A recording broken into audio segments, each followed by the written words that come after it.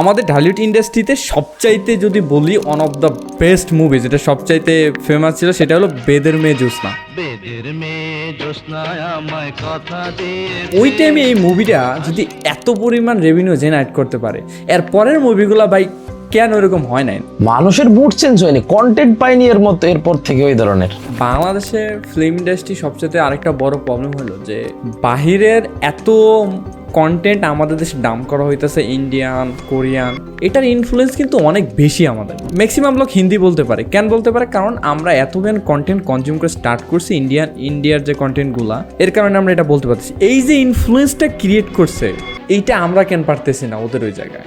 এখন কথাটা হচ্ছে ওইটাই যে আমাদের তো আসলে এই তো আমাদের ইন্ডাস্ট্রি তো বুম, রাইট নাও আমাদের ইন্ডাস্ট্রি একটু বুম করতেছে, তো আমরা ওই জায়গাটা দিতেই পারিনি, মানুষের যে চাহিদাটা কন্টেন্ট ওটা দিতে পারিনি, ইন্ডিয়ান কন্টেন্ট দিতে পারছে। অ্যাজ এ ফিল্ম মেকার যারা নিউ স্টার্ট করে তাদের ভিতরে কমন মিস্টেক কি থাকে? নর্মালি যে অনেক ভুল থাকে না, কিরকম ভুল করে? কমন মিস্টেকটা হচ্ছে যে নিজের ফিল্মকে আসলে নিজের স্টোরিকে খুব ভালো মনে করা। নিউ ফিল্ম মেকার যারা সবাই ম্যাক্সিমাম এই ভুলটা করে, তাহলে তাদের ক্ষেত্রে আপনার বড় অ্যাডভাইসটা কি হবে? Copy, don't make original thing. শুরু করতেছে অরিজিনাল বানায় কি করবে? Copy bro, just copy. এই জিনিসটা আসলে মনে রাখা উচিত যারা প্রথম ফিল্ম মেকিং করছে। প্রথমত হচ্ছে অরিজিনাল আইডিয়া নিয়ে না কাজ করা, কারণ আপনার প্রথমত যে অরিজিনাল আইডিয়াটা আসবে ওটা অনেক ক্রিঞ্জ আইডিয়া হবে। প্লিজ অ্যাকসেপ্ট করেন এটা, জাস্ট কপি ব্রো। যা ছোট্ট অ্যাডভাইস যেটা আপনি নিজেকেও দেন সবসময়, সেটা আপনি আমাদেরকেও দিবেন। আমি হচ্ছে নিজেকে যদি কোনো অ্যাডভাইস দিই যে আমাকে আসলে অনেক গ্রো করতে হবে, আমার ব্লাড লাইনে আমাকে অনেক বেস্ট হতে হবে, শুধু ব্লাড লাইন না, এন্টায়ার ওয়ার্ল্ডে আই অ্যাম দ্য বেস্ট, এই জিনিসটা শুনতে হবে। এবং অ্যাডভাইস কোনো কাজ শুরু করার আগে অ্যাডভাইস এইটাই দিই যে কাজটা শুরু করার আগে প্রচুর পেইন খেতে হবে, বাট একবার শুরু হয়ে গেলে যে কোনো কাজ আপনি শুরু করার আগে অনেক কিছু চিন্তা করেন, আপনি প্রথমেই আটকে যান, প্রথমে স্ট্রাক হন। একবার শুধুমাত্র কাজটা শুরু করেন, দেখবেন কাজটা অনেক ইজি। আমি আগেও বলছি যে মানুষ কখনোই মনে রাখে না আপনি কিভাবে শুরু করছেন, history only remember how you will finish.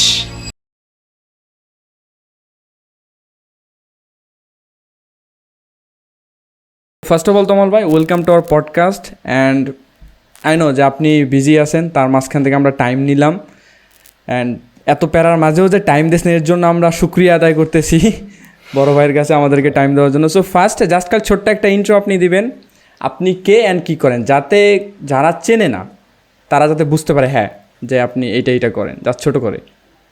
আচ্ছা, আমি মূলত হচ্ছে ফিল্ম মেকিং করি, ফিল্ম বানাই, এবং হচ্ছে আমি হচ্ছে ফিল্ম এডিটরও, ফিল্ম এডিট করি।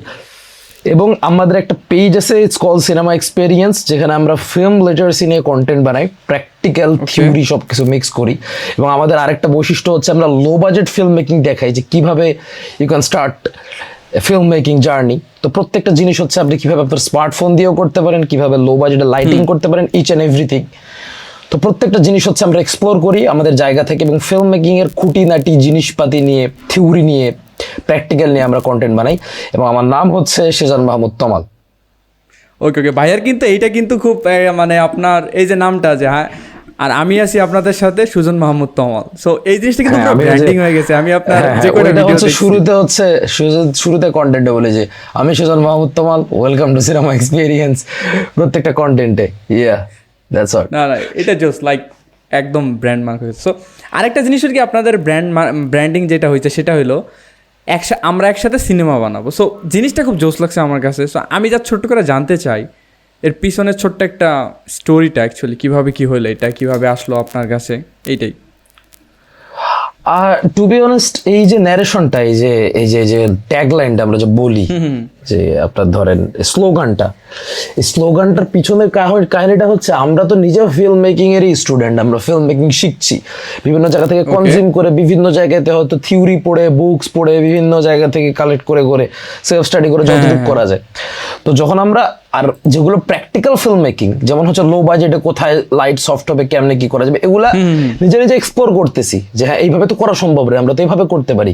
হ্যাঁ, একটা হচ্ছে ট্র্যাকিং সিনের জন্য ক্রেনের দরকার, আমরা বাইকে বসেও নিতে পারি, বা হচ্ছে চাকা দিয়ে হচ্ছে ওই যে ছোটবেলায় যে রোলার কোস্টার বা ছোটবেলায় এগুলো গাড়ি বানাতো নয় বিয়ারিং দিয়ে, যেগুলো হচ্ছে আপনার, হ্যাঁ হ্যাঁ হ্যাঁ চিনতে পারছেন, ওইখানে হ্যাঁ, কিন্তু bearing ট্রাইপড চিনছি সেট আমি। করে কিন্তু আমরা ট্র্যাকিং সিন নিতে পারি। তো এই জিনিসগুলো এক্সপ্লোর করতে করতে যেহেতু আমরা প্র্যাকটিক্যাল ফিল্ম মেকিং করতেছি, থিওরি নিয়ে কথা বলতেছি, তো একজন অডিয়েন্স এসে তো ফিল্ম মেকিং করতে চায়, সে একটা ফিল্ম বানাতে চায়, সে একটা সিনেমা বানাতে চায়, যার Okay. কারণে সে তো এখানে আসছে। তো সে যখন সিনেমা বানাবে, আমরা যখন সিনেমা বানাবো, প্রত্যেকটা জিনিস কিন্তু সেম, একসাথেই বানাচ্ছি, একসাথেই শিখছি। সে বানাক, তার কন্ট্রিবিউশন আছে, আমি বানাই, আপনার কন্ট্রিবিউশন আছে, সবার কন্ট্রিবিউশন আছে। এবং এইখান থেকেই এই স্লোগানের উৎপত্তি যে রিমেম্বার ওয়ান থিং, আপনারা সবসময় একটা কথা মনে রাখবেন যে আমরা একসাথে সিনেমা বানাবো। লাইক এটা জোস, লাইক আমাদেরকে ফিল করায় ওকে, তার মানে ভাইয়ের সিনেমার আমিও একটা অংশ, আমিও এই জার্নিতে আছি, সো জিনিসটা জোস। আরেকটা জিনিস হলো কি, যে যদি বর্তমান লাইক আমাদের এখন যে সিনেমা হলের সংখ্যা আছে, আমি যেটা পাইছি মানে আগে বাংলাদেশের ফিল্ম মানে ওকে, সো 1990 দশকে বাংলাদেশের টোটাল 1435টা সিনেমা হল ছিল, ঠিক আছে। 2000 সাল পর্যন্ত প্রতিটা জেলায় 20-এর বেশি সিনেমা হল ছিল, 20টারও বেশি করেছিল। বাট এখন যদি আমরা দেখি সারা দেশে 100টা সিনেমা হল আছে, তাও আবার ভাই এর ভিতরে মেবি ম্যাক্সিমাম কোনো ওইভাবে ফাংশন করতে পারতেছে না। এইটা কেন হলো, এই অধপতনটা, এটা একটু যদি আমি বলতেন। আপনাকে যদি আমি বলি, ধরেন আপনি একটা কথা বলি, আপনি ধরেন একটা দোকান খুলে বসছেন, ওভারঅল তো একটা দোকান খুলে বসছেন, আপনার ডিমের দোকান ধরে নিলাম আমি, ওকে, একটা ডিমের দোকান আপনি খুলে বসছেন। এখন আপনি হচ্ছে দোকানটা খুলে বসছেন, বাট আপনার কোনো কাস্টমার নাই, একদিন নাই, 2 দিন নাই, আপনি প্রতিদিন ডিম চেঞ্জ করতেছেন, প্রতি সপ্তাহে ডিম চেঞ্জ করতেছেন, পচে যাচ্ছে। দোকানটা কতদিন আপনি চালু রাখবেন আমাকে বলেন? বেশি দিন তো রাখবেন না, তাই না? অবশ্যই বেশি দিন তো অবশ্যই পসিবল না। তো এই সিনেমার অধপতনটা ওই কারণে, যেহেতু সিনেমার অধপতন হয়েছিল একটা সময়, যে মানুষ কাট পিস সিনেমা নিয়ে আসছে, অশ্লীলতা নিয়ে আসছে। কারণ আপনার মেন থিং হচ্ছে, আপনি যদি ফিল্ম মেকিংটা আপনার যদি প্যাশনের জায়গা হয়, যদি বিজনেসের জায়গা না হয়, অ্যাজ এ ফিল্ম মেকার আপনার যদি প্যাশন, বিজনেস যারা করার তারা বিজনেস বের করে নেবে, সমস্যা নাই, তারা বিজনেসটা দেখুক। আপনার যদি প্যাশনের জায়গা, আপনি যদি ভালোবাসেন, যত্ন করেন, আপনি কখনো কাট পিস সিনেমা বানাতে পারবেন না। আপনি পডকাস্ট কেন করতে আসছেন আমাকে বোঝান। আপনি তো বাকিদের মতো ফেসবুকের টাকায় বাড়ি বানাই ফেলছি, হ্যাঁ, ছন্দ বলতেছেন আপনি রাস্তাঘাটে, হ্যাঁ, আপনি টিকটক করতেছেন, এগুলো করতেছেন না কেন আমাকে বোঝান। কারণ আপনার ওই রুচিটা আছে। তো যখন রুচিশীল মানুষটা চলে যায় একটা জায়গা থেকে, ওই সিস্টেমটা যখন তাদেরকে কষ্ট দিয়ে দেয়, বা যে কোনো কারণে তারা এখানে কাজ করতে পারতেছে না, যখন যেগুলো হচ্ছে ফালতু বিজনেসম্যান আছে, so called B grade people, কামলা মানুষজন এসে যখন সিনেমা টিনেমা বানায় বিজনেসের জন্য, তখন তো আসলে কেউ সিনেমা হলে যায় না। তো সিনেমা হলে যেহেতু যায় না, সেহেতু সিনেমা হল সাস্টেন করা পসিবল না। সিনেমা তো আমাদের জীবিতও থাকতো না যদি হচ্ছে কিছু ফিল্ম মেকার ওই হালটা ধরে না রাখতো, কিছু হল মালিক যদি ওই বিজনেসটাকে না ধরে রাখতো। এখন সিনেপ্লেক্স আসার পরে ওই একটা পরিবর্তন আসছে, ভালো কন্টেন্ট আসতেছে, ভালো সিনেমা দেখার এক্সপিরিয়েন্স আছে, তো মানুষজন দেখছে, ফিরছে। তবে ইনশাল্লাহ এই ফ্লোটা যদি চলতে থাকে, আই থিঙ্ক এই ফ্লোটা যদি চলতে থাকে, এবং সিনেপ্লেক্সগুলো যেভাবে এক্সপেন্ড করতেছে বিভিন্ন জায়গায়, এভাবে যদি সিনেপ্লেক্সগুলো হতে থাকে, মানুষ তো সিনেমা দেখে, সিনেমা দেখা মানুষ বাদ দেয়নি, সিনেমা দেখতেছে, এই আমাদের দেশের দেখতেছে না, অন্য দেশের দেখতেছে। তো যখন আমাদের দেশে যেহেতু এখন দেখতেছে, তো এই ধারাটা চেঞ্জ হয়ে যাবে, সমস্যা নাই, যদি এভাবেই চলতে থাকে। সামনে যদি আরো গ্রো করে, বিভিন্ন জনরা নিয়ে এক্সপ্লোর করে, এটাই বন্ধ হওয়ার মেন রিজন, যে সিনেমা ওই জিনিসটা ছিল না, তো মানুষ ওই জন্য মুখ ফিরে এনেছে যে এদের দ্বারা কোনো কিছু হবে না। আর আমরা তো বাঙালি, এমনিতেও আমাদের আসলে ওই ধৈর্যটা নাই যে একটা জায়গায় আমরা লেগে থাকবো সব সময়। না না, এইটা ট্রু। লাইক মানে আমি আরেকটা জায়গায় পাইছি যে 25টা জেলায় একটা সিনেমা হলও নাই। আমার থানায় 2টা হল আছে, একটা ব্রিজের এই সাইড আর একটা ব্রিজের ওই পাশে। একটা হল এখনো চালু আছে, আরেকটা হল ভেঙে দিছে। বিশাল বড় হল ছিল এটা, কি উন্মাদনা ছিল একটা সময়, এখানে ভেঙে দিছে। বাট খুব ভালো জিনিস হচ্ছে, যারা ভাঙছে ওরা হয়তো সিনেমাকে ভালোবাসে, হ্যাঁ, তো যার কারণে ওরা এখানে মাল্টিপ্লেক্স বানাচ্ছে। That's the great thing. That's great. তো আমার ঈদের সময় সিনেমা দেখতে আসতে হবে না ঢাকায়, আমি বাসায় বসে দেখতে পারবো। না এটা সো আমাদের পুরো মানে বলিউড, মানে সরি, আমাদের ঢাকা ইন্ডাস্ট্রি কি বলে, লাইক বলিউডই তো বলে না, আমাদের ঢাকা ইন্ডাস্ট্রিকে ঢালিউড বলে। ঢালিউড বলে, সরি ঢাকা, সরি আমি ভুলে গেছি এটা। সো ঢালিউড। সো আমাদের ঢালিউড ইন্ডাস্ট্রিতে সবচাইতে যদি বলি one of the best movie যেটা সবচাইতে ফেমাস ছিল সেটা হলো বেদের মেয়ে জ্যোৎস্না। এটা তো আপনি বেদের মেয়ে জ্যোৎস্না, হ্যাঁ একটা ভালো বাণিজ্যিক, সবচাইতে আর্নিং করা বাণিজ্যিকভাবে বেস্ট মুভি। সো আমার কথা হলো যে ওই টাইমে এই মুভিটা যদি এত পরিমাণ রেভিনিউ জেনারেট করতে পারে, এর পরের মুভিগুলো ভাই কেন এরকম হয় নাই, নাকি মানুষের মুড চেঞ্জ হয়ে গেছিল? মানুষের মুড চেঞ্জ হয়নি, কন্টেন্ট পাইনি এর মতো এরপর থেকে ওই ধরনের। ওই সিনেমাটা হচ্ছে হয়তো ওই সিনেমাটা একটা কালচার হয়তো তৈরি করছিল। আমি আসলে এটা নিয়ে খুব একটা কিছু বলতে চাই না, আমি ওই যে জেনারেশনের না যে আমি বসে বসে বেদের মেয়ে জ্যোৎস্না দেখে আসছি। তো আমি কিন্তু আমি যতটুকু শুনছি আর বাবা মার কাছে শুনছি ওই সময় ওইটার একটা ট্রেন্ড চালু হয়ে গেছিল। হ্যাঁ তখনকার ট্রেন্ড ভয়ঙ্কর, টিকিট সেল হয়েছে। তো তখনকার ট্রেন্ড ভয়ঙ্কর ট্রেন্ড, অনেক অনেক ভয়ঙ্কর ট্রেন্ড। তো 1 কোটির উপর টিকিট সেল হয়েছে মানে বিশাল একটা বিগেস্ট বিজনেস করছে মানুষ। তো আমি ছোটবেলায় দেখতাম, আমি অনেক বড় হওয়ার পরে তাহলে চিন্তা করেন ওই মুভির ক্রেজ কত। অনেকগুলো মেলাতে আগে সিনেমা হল আসতো, জানেন মেলাতে সিনেমা হল আসতে প্রজেক্টর দিয়ে সিনেমা দেখাতো মেলাগুলোতে। এটা আমিও শুনতাম গ্রাম অঞ্চলে। ওইখানে আমি বেদের মেয়ে জ্যোৎস্না যে সিনেমাটা ছিল, ওইখানে বেদের মেয়ে জ্যোৎস্না এই সিনেমাটা আমি ওই মেলাতে দেখছিলাম। হতে পারে মানে আমাদের অডিয়েন্স আছে বাট ওই যে একবার মানুষ আসলে আমার গ্রামে তো মানুষজন যখন বলে যে হচ্ছে কি তো ডিরেক্টর কি ফিল্ম বানায়, ওরা তো অত নলেজ ওই জায়গায় নাই। তো ওরা বলে যে আসলে এখনো কি মানুষ সিনেমা হলে যায়, সিনেমা দেখে। ওরা একসময় ফ্রিক ছিল, প্রতি সপ্তাহে যেত, এখন হচ্ছে যায় না। ওকে, কারণ মানুষ হচ্ছে দেখে না সিনেমা। না ভাবে তবে মনে হয় না যে বাংলাদেশে হ্যাঁ আপনার কাছে এটা মনে হয় না যে বাংলাদেশে ওটিটি প্ল্যাটফর্মগুলো আসার পর সিনেমা অনেকটা ইমপ্রুভ করে স্টার্ট করছে, ওয়েব সিরিজগুলো, সিনেমাগুলো? 100% এটা তো অবশ্যই যে কোনো জায়গাতে, বাট ওটিটি তো এখন ফল করতেছে। বাট যাই হোক, আমি আসলে ইনসাইড বিষয়পাতি নিয়ে কথা বলতে চাই না, আর আমি জানিও না ঠিকভাবে, তো যেটা জানি ওটা নিয়ে কথা বলা ঠিক হবে না। ওটিটি আসার পরে না ওটিটি আসার পরে রেস্ট্রিকশন কমে গেছে আই থিঙ্ক।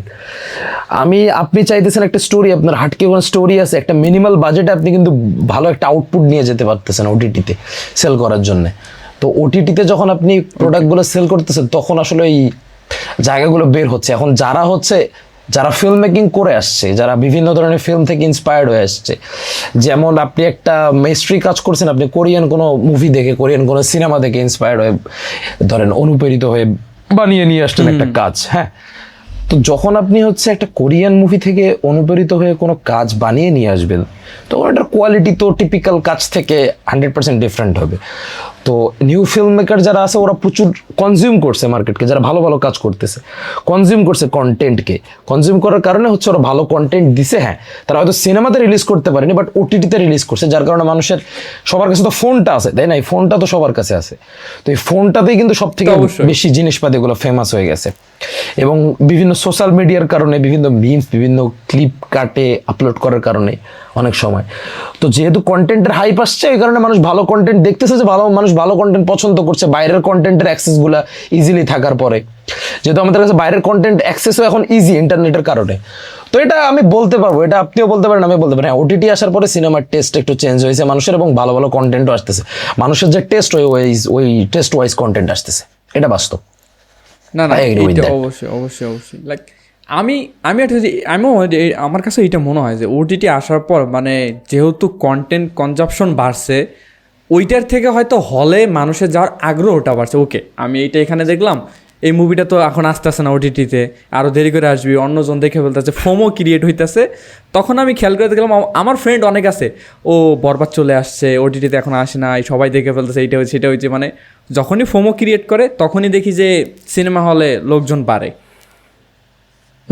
এটাই হাইপ তো করতে হবে। আপনার তো সিনেমায় তো বাংলাদেশে তো এখন প্রমোশন করতেছে, বাট সিনেমার প্রমোশন দরকার, আপনাকে তো জানাতে হবে। আমি তো কোনো মানে সাই বাবা না যে আকাশে, না কি বলে ওগুলোকে, আমি তো কোনো সুপারম্যান না যে আকাশে উঠলাম, আমার সিনেমার পোস্টার নিয়ে প্রত্যেকটা শহরে ঘুরে বেড়ালাম।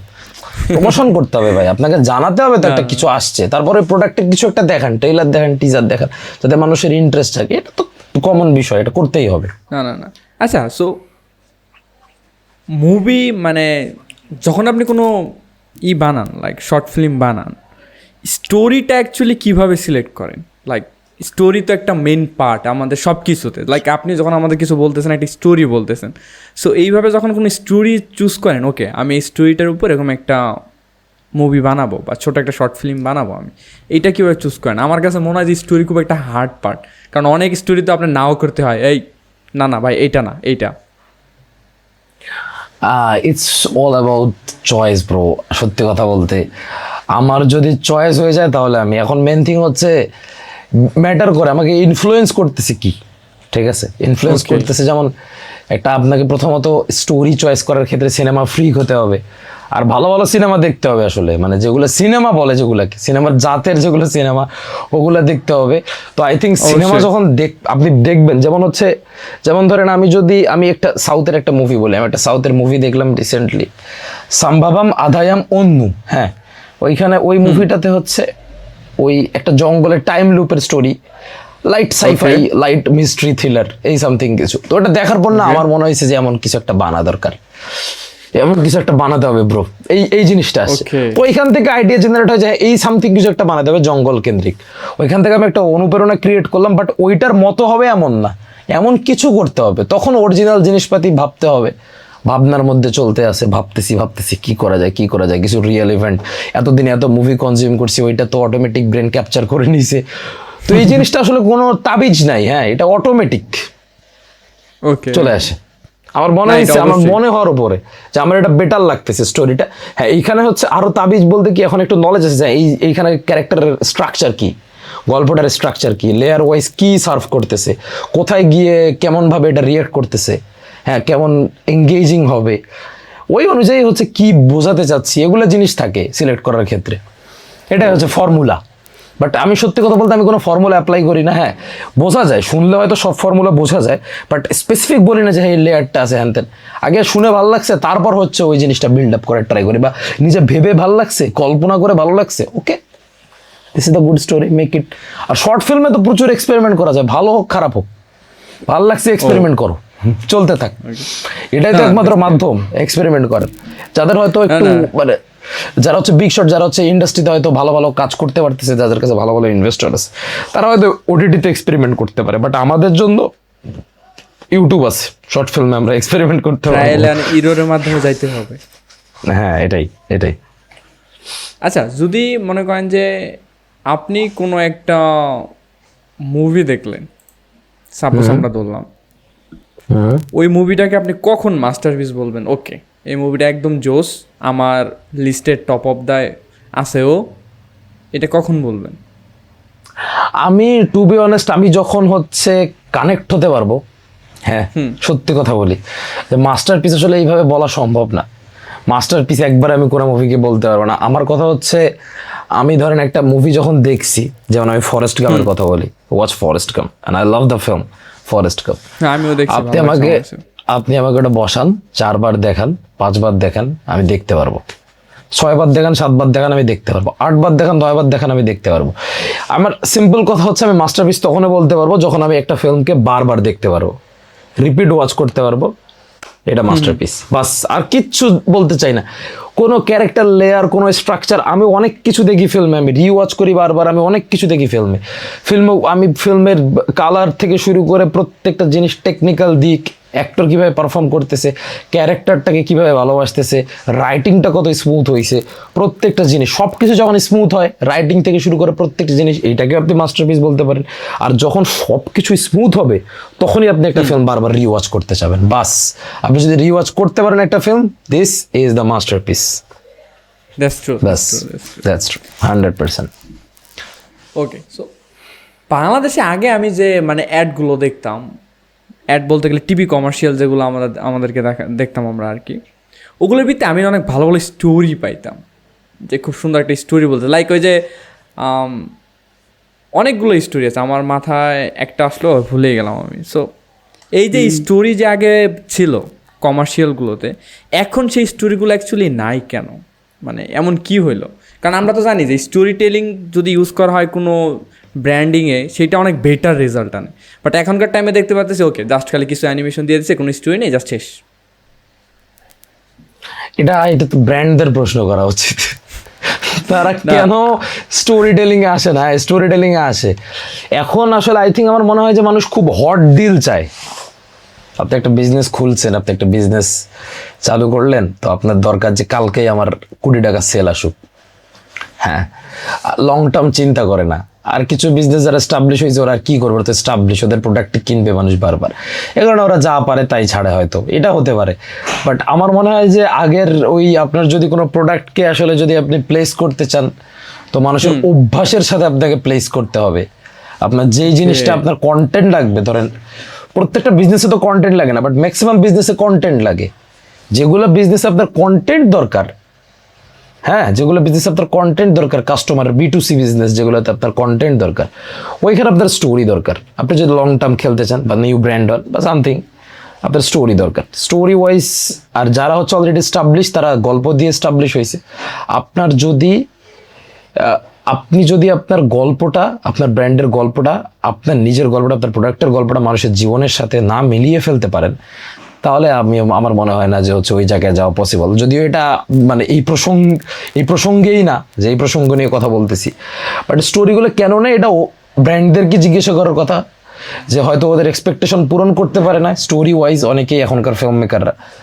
এই জন্য তারা হচ্ছে ওই মানে কুইক ফাস্ট কাট জিনিস চায়। মানুষেরও টেস্ট পরিবর্তন হয়ে গেছে, সোশ্যাল মিডিয়া কেন্দ্রিক হয়ে গেছে, ওই কারণে হয়তো। বাট আমার মনে হয় যে এখনও এঙ্গেজিং স্টোরি টেলিং করা উচিত ব্র্যান্ডদের, এবং সবাই স্টোরি টেলিং করতে চায় না এমন না, করতে চায়। But I think story telling ওরা হট ডিল পায় না, একটা লং টার্ম হয়তো চিন্তাটা এখন করে না, শর্ট টার্ম চিন্তাটা করে, এই জন্য হয়তো এই গল্পগুলো নাই। বাকি আমাদের দেশে নাই, অন্য দেশে আছে, এখন অন্য দেশে গল্প হয়, গল্প দিয়ে অ্যাড ফিল্ম করে ওরা, চমৎকার ইন্ডিয়াতে খেয়াল করলে পাওয়া যায়। প্রত্যেকটা দেশে, আপনি ইন্ডিয়া কেন, প্রত্যেকটা দেশে ওরা, পাকিস্তানেও তো করে, প্রত্যেকটা দেশে, কোথায় যাবেন সব দেশে ওরা অ্যাড ফিল্ম বানায়, আমাদের এখানেও বানায় হয়তো। বাট এগুলো অ্যাড ফিল্ম আসলে কি বলবো, এগুলো আর একটা মাস্টারপিস, যেগুলো অ্যাড ফিল্ম হয় এগুলো আর একটা মাস্টারপিস। যাই হোক, এটাই এটাই হয়তো রিজন। আচ্ছা, সো ভাইয়ার তো নর্মালি আমি দেখতেছি অনেক পরিমাণে শর্ট ফিল্ম শ্যুট করতেছেন বা আইডিয়া আস্তে আস্তে স্টার্ট করছেন। সো এই যে আইডিয়া পাওয়ারটা, like as a creative person, যখন আপনি কোনো আইডিয়া, মানে আপনি কি অলরেডি বললেন যে আইডিয়া হুটহাট চলে আসে, ওকে আমি এটা দেখতেছি, একটা আইডিয়া ক্যাচ করলো, ওকে এইটার উপরে কিছু একটা করতে হবে, দেন আপনি স্টার্ট করে দেন রিসার্চ বা বাকি কাজপত্র, এইভাবে হয় নাকি আরও অন্যভাবে হয় যখন আপনি আইডিয়া জেনারেট করেন? এইভাবেই হয় ম্যাক্সিমাম টাইম, এইভাবে হয়। এমনও হয় যে কোনো লোকেশনে গেছি, লোকেশন ভালো লাগছে, লোকেশনের উপর ভালো লাগছে, ওখানে একটা গল্প ভাবা শেষ। তারপর এসে আমরা ভাবি যে কেমনে বানাবো, কত টাকা খরচ হবে, সামথিং। যদিও অনেক এক্সপেরিমেন্টাল প্রজেক্ট আছে, বাট এরকমই। যেমন হচ্ছে যেমন আপনাকে যদি আমি বলি, আমার একটা ফ্রেন্ড আছে, দ্য হেজি ম্যান শাহাদত, তো ফ্রেন্ড মিলে আমরা হচ্ছে একটা শর্ট ফিল্ম করছিলাম, শোভাযাত্রা, আপনি ইউটিউবে চাইলে দেখতে পারেন। ইটস গুড ওয়ার্ক, আমি গুড ওয়ার্ক বলি নাই, মানুষ বলছে, আপনি চাইলে দেখতে পারেন ইউটিউবে, ফেসবুকে আমরা আপলোড করছিলাম, ওখানে হিউজ ভালো রেসপন্স আছে। তো শোভাযাত্রা ফিল্মটার কাহিনীটা ছিল এরকম যে আমরা অন্যভাবে একটু প্ল্যান করছিলাম, হ্যাঁ, একটা লুপের গল্প। তো আমার মনে হয়েছে আমি একটা প্রেশারে বানাইছি যে একটা শর্ট ফিল্ম বানাতে হবে, তো এই জন্যে তো আমি ভাবলাম যে একটা রাইডার একটা গল্প লিখি যে হচ্ছে একটা টাইম লুপে আটকা পড়ে। তো আসলে ওইখান থেকে হচ্ছে হেজি আর আমি রাত 12টার দিকে আমরা গুলশানে যাই, আমাদের লোকেশনও ফিক্স ছিল না। তো গুলশান 2 একটা ডেট পয়েন্ট আছে, ওইখানের পর আর গাড়ি যায় না, হ্যাঁ, কারণ একটা দেয়াল দেয় এম্বাসির ওইখানে, পাকিস্তান এম্বাসির ওইখানে। তো এখানে গিয়ে মনে হলো ওখানে বাংলাদেশের একটা ফ্ল্যাগ আছে, একটা খুবই একটা সুন্দর জায়গা, তো রাত 12টার দিকে তো আমাদের মনে হলো এইভাবে একটা গল্প বিল্ড আপ করা যায় যে এখানে টাইম আটকে যাবে। তো ইনস্ট্যান্টও আমরা বানাইছি, ওইখানে ক্যামেরা ক্রু রেডি করছে, আমাদের সব রেডি আসছে, ওখানে শ্যুট করছি সকাল পর্যন্ত, বাস কন্টেন্ট রেডি। তো এভাবেও হয়। আবার যেমন মাথালি আমাদের আসছে, এখন তো আমরা ধরেন একদম ফুল ফ্লেজ আমাদের অ্যাসেট বানাচ্ছি, যেগুলো আমরা হচ্ছে রেফারেন্স আকারে দেখাবো। তো মাথালি রিবন্ড সেটার একটা প্রথম স্টেপ, প্রথম ইনিশিয়েটিভ, যেখানে অনেকজন মিলে আমরা এটা ফান্ড করছি, অনেকজন মিলে বানাচ্ছি। তো এই মাথালি রিবন্ড হচ্ছে মূলত হচ্ছে এই যে এই যে আমরা স্টার্ট করতেছি আর কি, মাথালি রিবন্ড। তো এগুলো জিনিস হচ্ছে প্রপার প্ল্যান করে বানাই। যেমন হচ্ছে আমরা বানাইতে চাই কিছু একটা, তো হ্যাঁ, আগে স্ক্রিপ্ট লিখলাম, তারপর কাস্টিং করলাম, তারপর ওদেরকে আনলাম, কত বাজেট হবে এগুলো বের করলাম, কোথায় কোথায় শ্যুট করবো, লোকেশন র্যাকি করলাম, ঘুরলাম, এগুলোকে প্রপারলি করি। আর কিছু জিনিস আছে হুটহাট, এবং যেগুলো ম্যাক্সিমাম বলবো না, বাট 2টা কাজ আছে, একটা হচ্ছে ইমনের পাঞ্জাবি আর একটা হচ্ছে শোভাযাত্রা। এই 2টা কাজ খুব মানুষ পছন্দ করে, এবং এই 2টা কাজই হচ্ছে আমরা হুট করে বানাইছি। এখন মাথালি রিবন আসতেছে, আমরা খুবই চাই যে মাথালি রিবনটা মানুষ পছন্দ করে, আমাদের খুব এক্সপেকটেশন এটা নিয়ে বসে আছি আমরা, খুব খুব খুব করে যে মানুষের ভালো লাগবে হয়তো মাথালি রিবন, কারণ এটা এমন একটা স্টোরি যেটা আসলে অন্য কিছু একটা প্রেজেন্ট করে। লেটস সি এখন ওটা নিয়ে না কথা বলি, ওটা সময় হলে কথা বলবো ইনশাল্লাহ, একদিন আরেকদিন। না, ইনশাল্লাহ ইনশাল্লাহ। সো আরেকটা জিনিস হলো কি, যে বাংলাদেশে ফিল্ম ইন্ডাস্ট্রি সবচেয়ে আরেকটা বড় প্রবলেম হলো যে বাহিরের এত কন্টেন্ট আমাদের দেশে ডাম্প করা হইতেছে, ইন্ডিয়ান, কোরিয়ান। সো এই যে এত কিছু ডাম্প করতেছে, তার ভিতরে যদি একটু হাইলাইট করেন ইন্ডিয়ান কন্টেন্টগুলা, এটার ইনফ্লুয়েন্স কিন্তু অনেক বেশি আমাদের দেশে। আপনি যদি খেয়াল করেন, লিটারেলি ম্যাক্সিমাম লোক হিন্দি বলতে পারে। কেন বলতে পারে? কারণ আমরা এতখান কন্টেন্ট কনজিউম করে স্টার্ট করছি ইন্ডিয়ার যে কন্টেন্টগুলা, এর কারণে আমরা এটা বলতে পারছি। এই যে ইনফ্লুয়েন্সটা ক্রিয়েট করছে, ঠিক আছে ভাইয়া, এই যে ইনফ্লুয়েন্স যে ক্রিয়েট করছে, এইটা আমরা কেন পারতেছি না ওদের ওই জায়গায়? এখন কথাটা হচ্ছে ওইটাই যে আমাদের তো আসলে এই তো আমাদের ইন্ডাস্ট্রি তো বুম, রাইট নাও আমাদের ইন্ডাস্ট্রি একটু বুম করতেছে, তো আমরা ওই জায়গাটা দিতেই পারিনি, মানুষের যে চাহিদাটা কন্টেন্ট ওটা দিতে পারিনি, ইন্ডিয়ান কন্টেন্ট দিতে পারছে।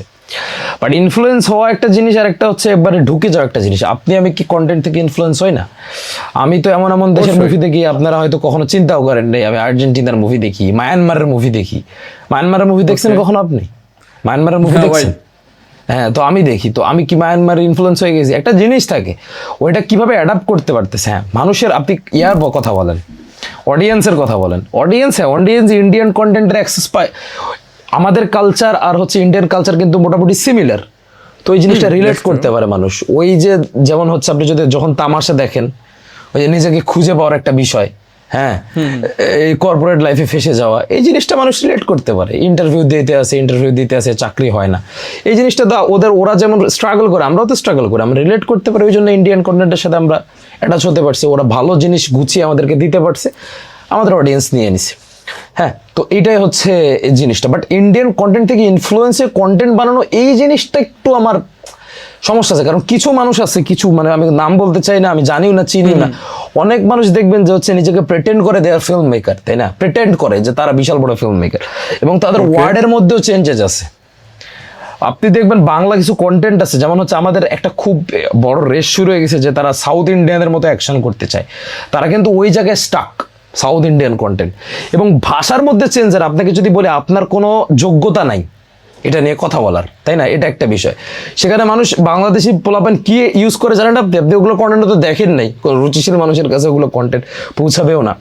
ওগুলো কন্টেন্ট অনেক ভিউজ, আমি কয়েকটা দেখছি। তো আমি হচ্ছে কিছুদিন আগে দেখছি, ওইখানে ওয়ার্ড ইউজ করেছেন, তোর আওকাত কি?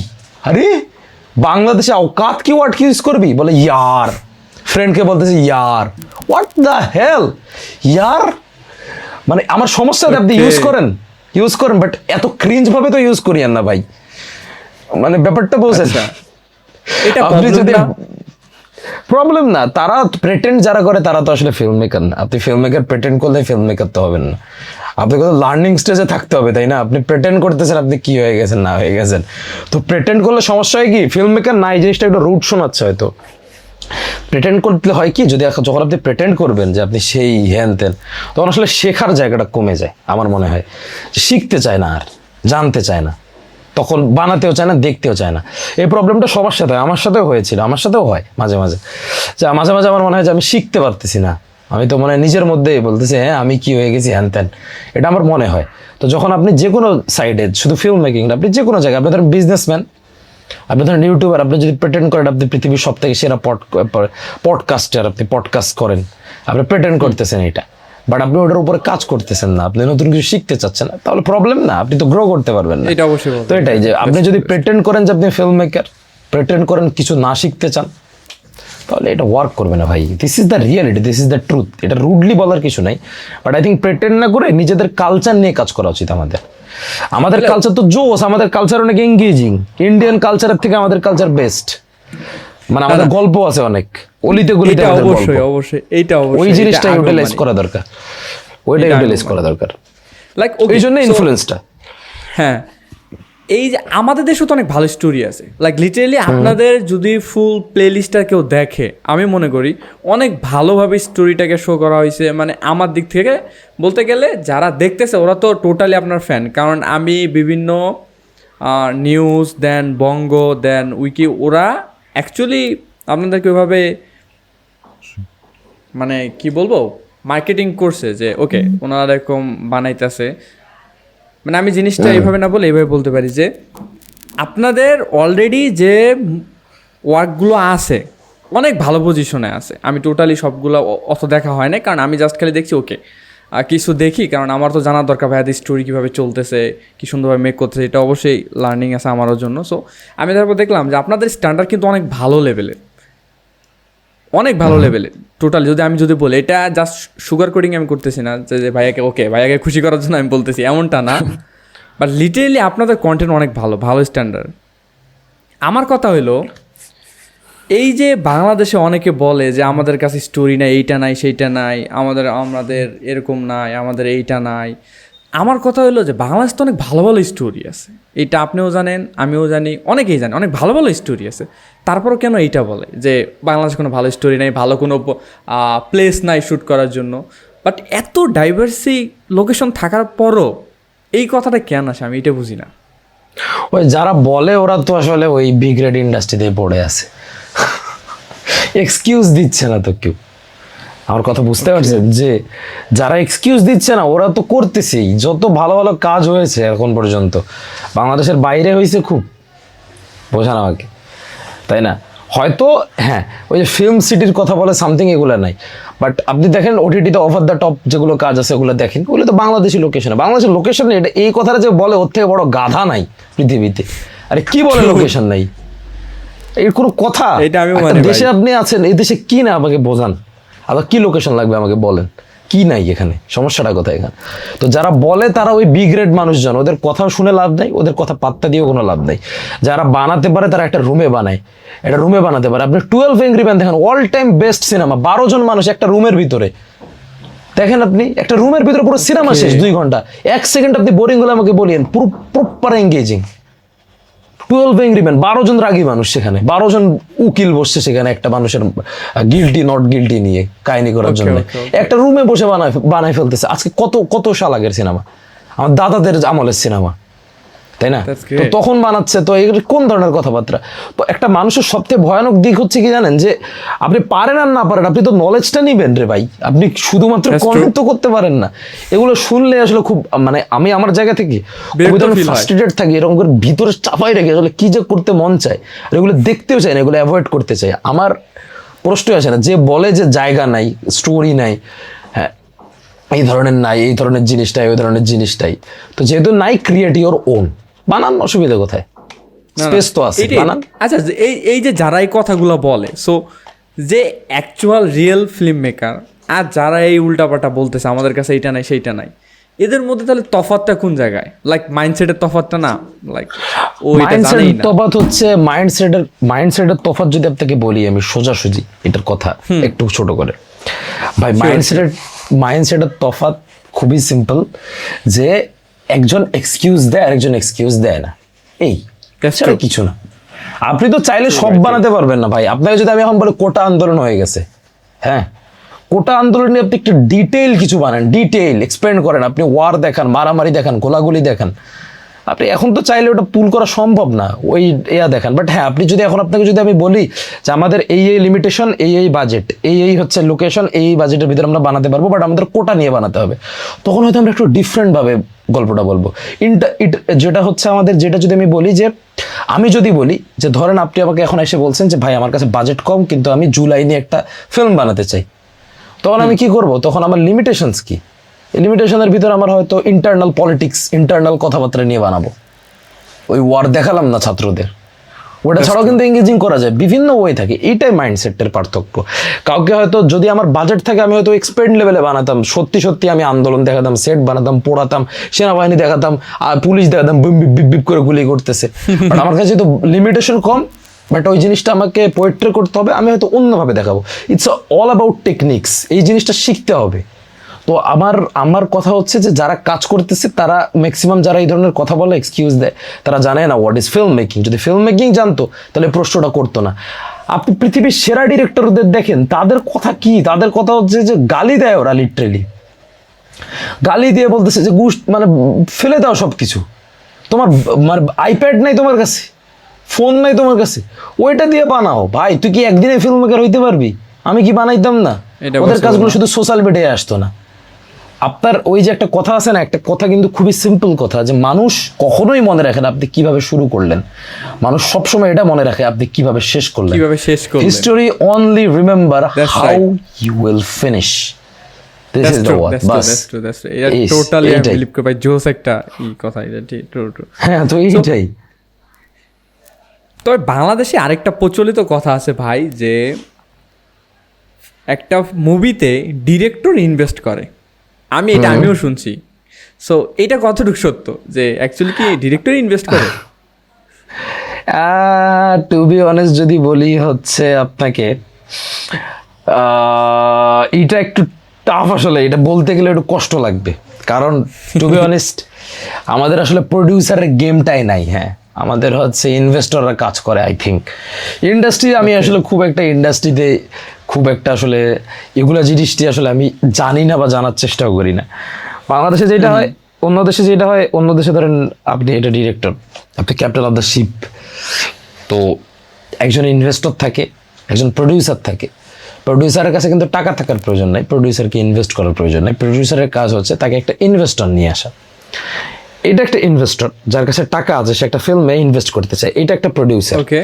যে কিনা ওর কাছ থেকে টাকা নিবে, নেওয়ার পরে হচ্ছে ওই টাকাটা কিভাবে সে রিটার্ন করবে, ওই সিস্টেমটা বিল্ড করবে। এটা হচ্ছে প্রডিউসারের কাজ। এখন এটার জন্য একজন প্রডিউসার এখন একটা বাজেট দিয়ে নিছে, ও এখন ডিরেক্টর হায়ার করবে, ক্রিয়েটিভ পিপল হায়ার করবে, bunch of creative people hire করে তারপর হচ্ছে একটা ফিল্ম ক্রিয়েট করবে। এখন ফিল্মটা ক্রিয়েট করার পর প্রডিউসার করবে কি, যে ও সিস্টেমটা বিল্ড করবে, ও কিভাবে এই সিনেমাটা থেকে 10 লাখ টাকা ইনভেস্টরের কাছে নিচ্ছে, ওকে 11 লাখ টাকা কিভাবে রিটার্ন করবে, এই সিস্টেমটা বিল্ড করবে। অনেকগুলো হলে দিবে, হল ছাড়াও ওটিটি রাইটস বিক্রি করবে, এইভাবে বিক্রি করবে। ধরেন হচ্ছে তারপর হচ্ছে স্যাটেলাইট রাইটস বিক্রি করবে, কোনো হচ্ছে বিজ্ঞাপনের কাছে সেল করতে পারে, তারপর হচ্ছে ওইটা হচ্ছে বিভিন্নভাবে ওটা দিয়ে মার্কেটিং করতে পারে, প্রোডাক্ট বানিয়ে ওটা দিয়ে প্রফিট ইনকাম করতে পারে, ফিল্মের ক্যারেক্টার ফেমাস করায় হচ্ছে, তারপর ফিল্মের ক্যারেক্টার দিয়ে টি শার্টের ব্র্যান্ড মার্চেন্ডাইজ বানাতে পারে, এনি কাইন্ড অফ থিং করতে পারে। একটা ফিল্ম দিয়ে মাল্টিপল বিজনেস ক্রিয়েট করতে পারে, মাল্টিপল সিস্টেম ক্রিয়েট করতে পারে। ওই সিস্টেম ক্রিয়েট করে এখান থেকে টাকা নিয়ে প্রডিউসারকে দিয়ে, ইনভেস্টরকে দিতে পারে। এটা হচ্ছে সিস্টেম। বাট বাংলাদেশে আই থিঙ্ক বাংলাদেশে ডিরেক্টর সব কাজ করে। ডিরেক্টরই ইনভেস্টরের কাছে যায়, ডিরেক্টরই প্রডিউসার হয়, ডিরেক্টরই সব করে, ডিরেক্টরই দুনিয়া উল্টাই ফেলে, ডিরেক্টরই সব করে। এটা বাস্তব।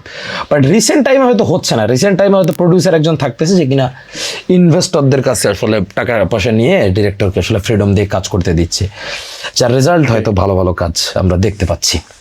না, Recent. এটা অবশ্যই অবশ্যই। আই হোপ যে এইটা আরো ইমপ্রুভমেন্ট হবে, যেহেতু আমাদের অলরেডি সবকিছু ইমপ্রুভ হইতেছে।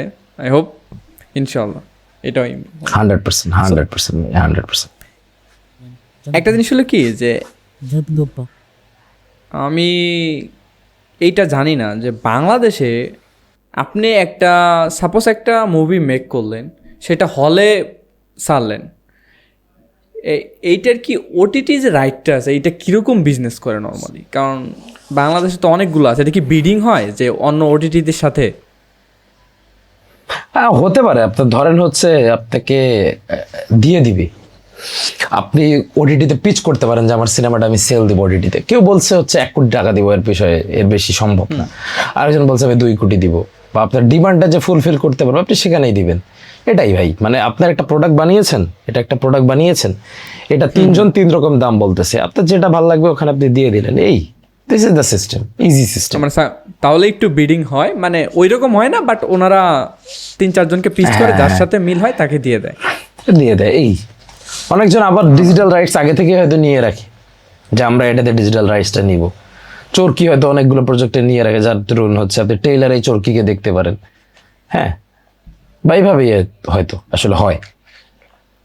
আই থিঙ্ক বাংলাদেশের top of the OTT platform যারা আছে তার ভিতরে মেবি চরকি টপ র্যাঙ্কে, তাই না? 1 নম্বরে। I think so. আপনার কি মনে হয়? আমার তো এটা মনে হয়, অ্যাজ এ অডিয়েন্স আমার মনে হয় যে তারাই বেটার করতেছে এখন। হ্যাঁ, কারণ চরকির ওদের নর্মালি যিনি ফাউন্ডার, উনিও খুব ভালো করতেছে। আমি দেখলাম ওনাদের ভালো ইনভেস্টমেন্ট আছে, মানে ব্যাক স্টোরি খেয়াল করলে খুব ভালো ব্যাকআপ আছে ওনাদের।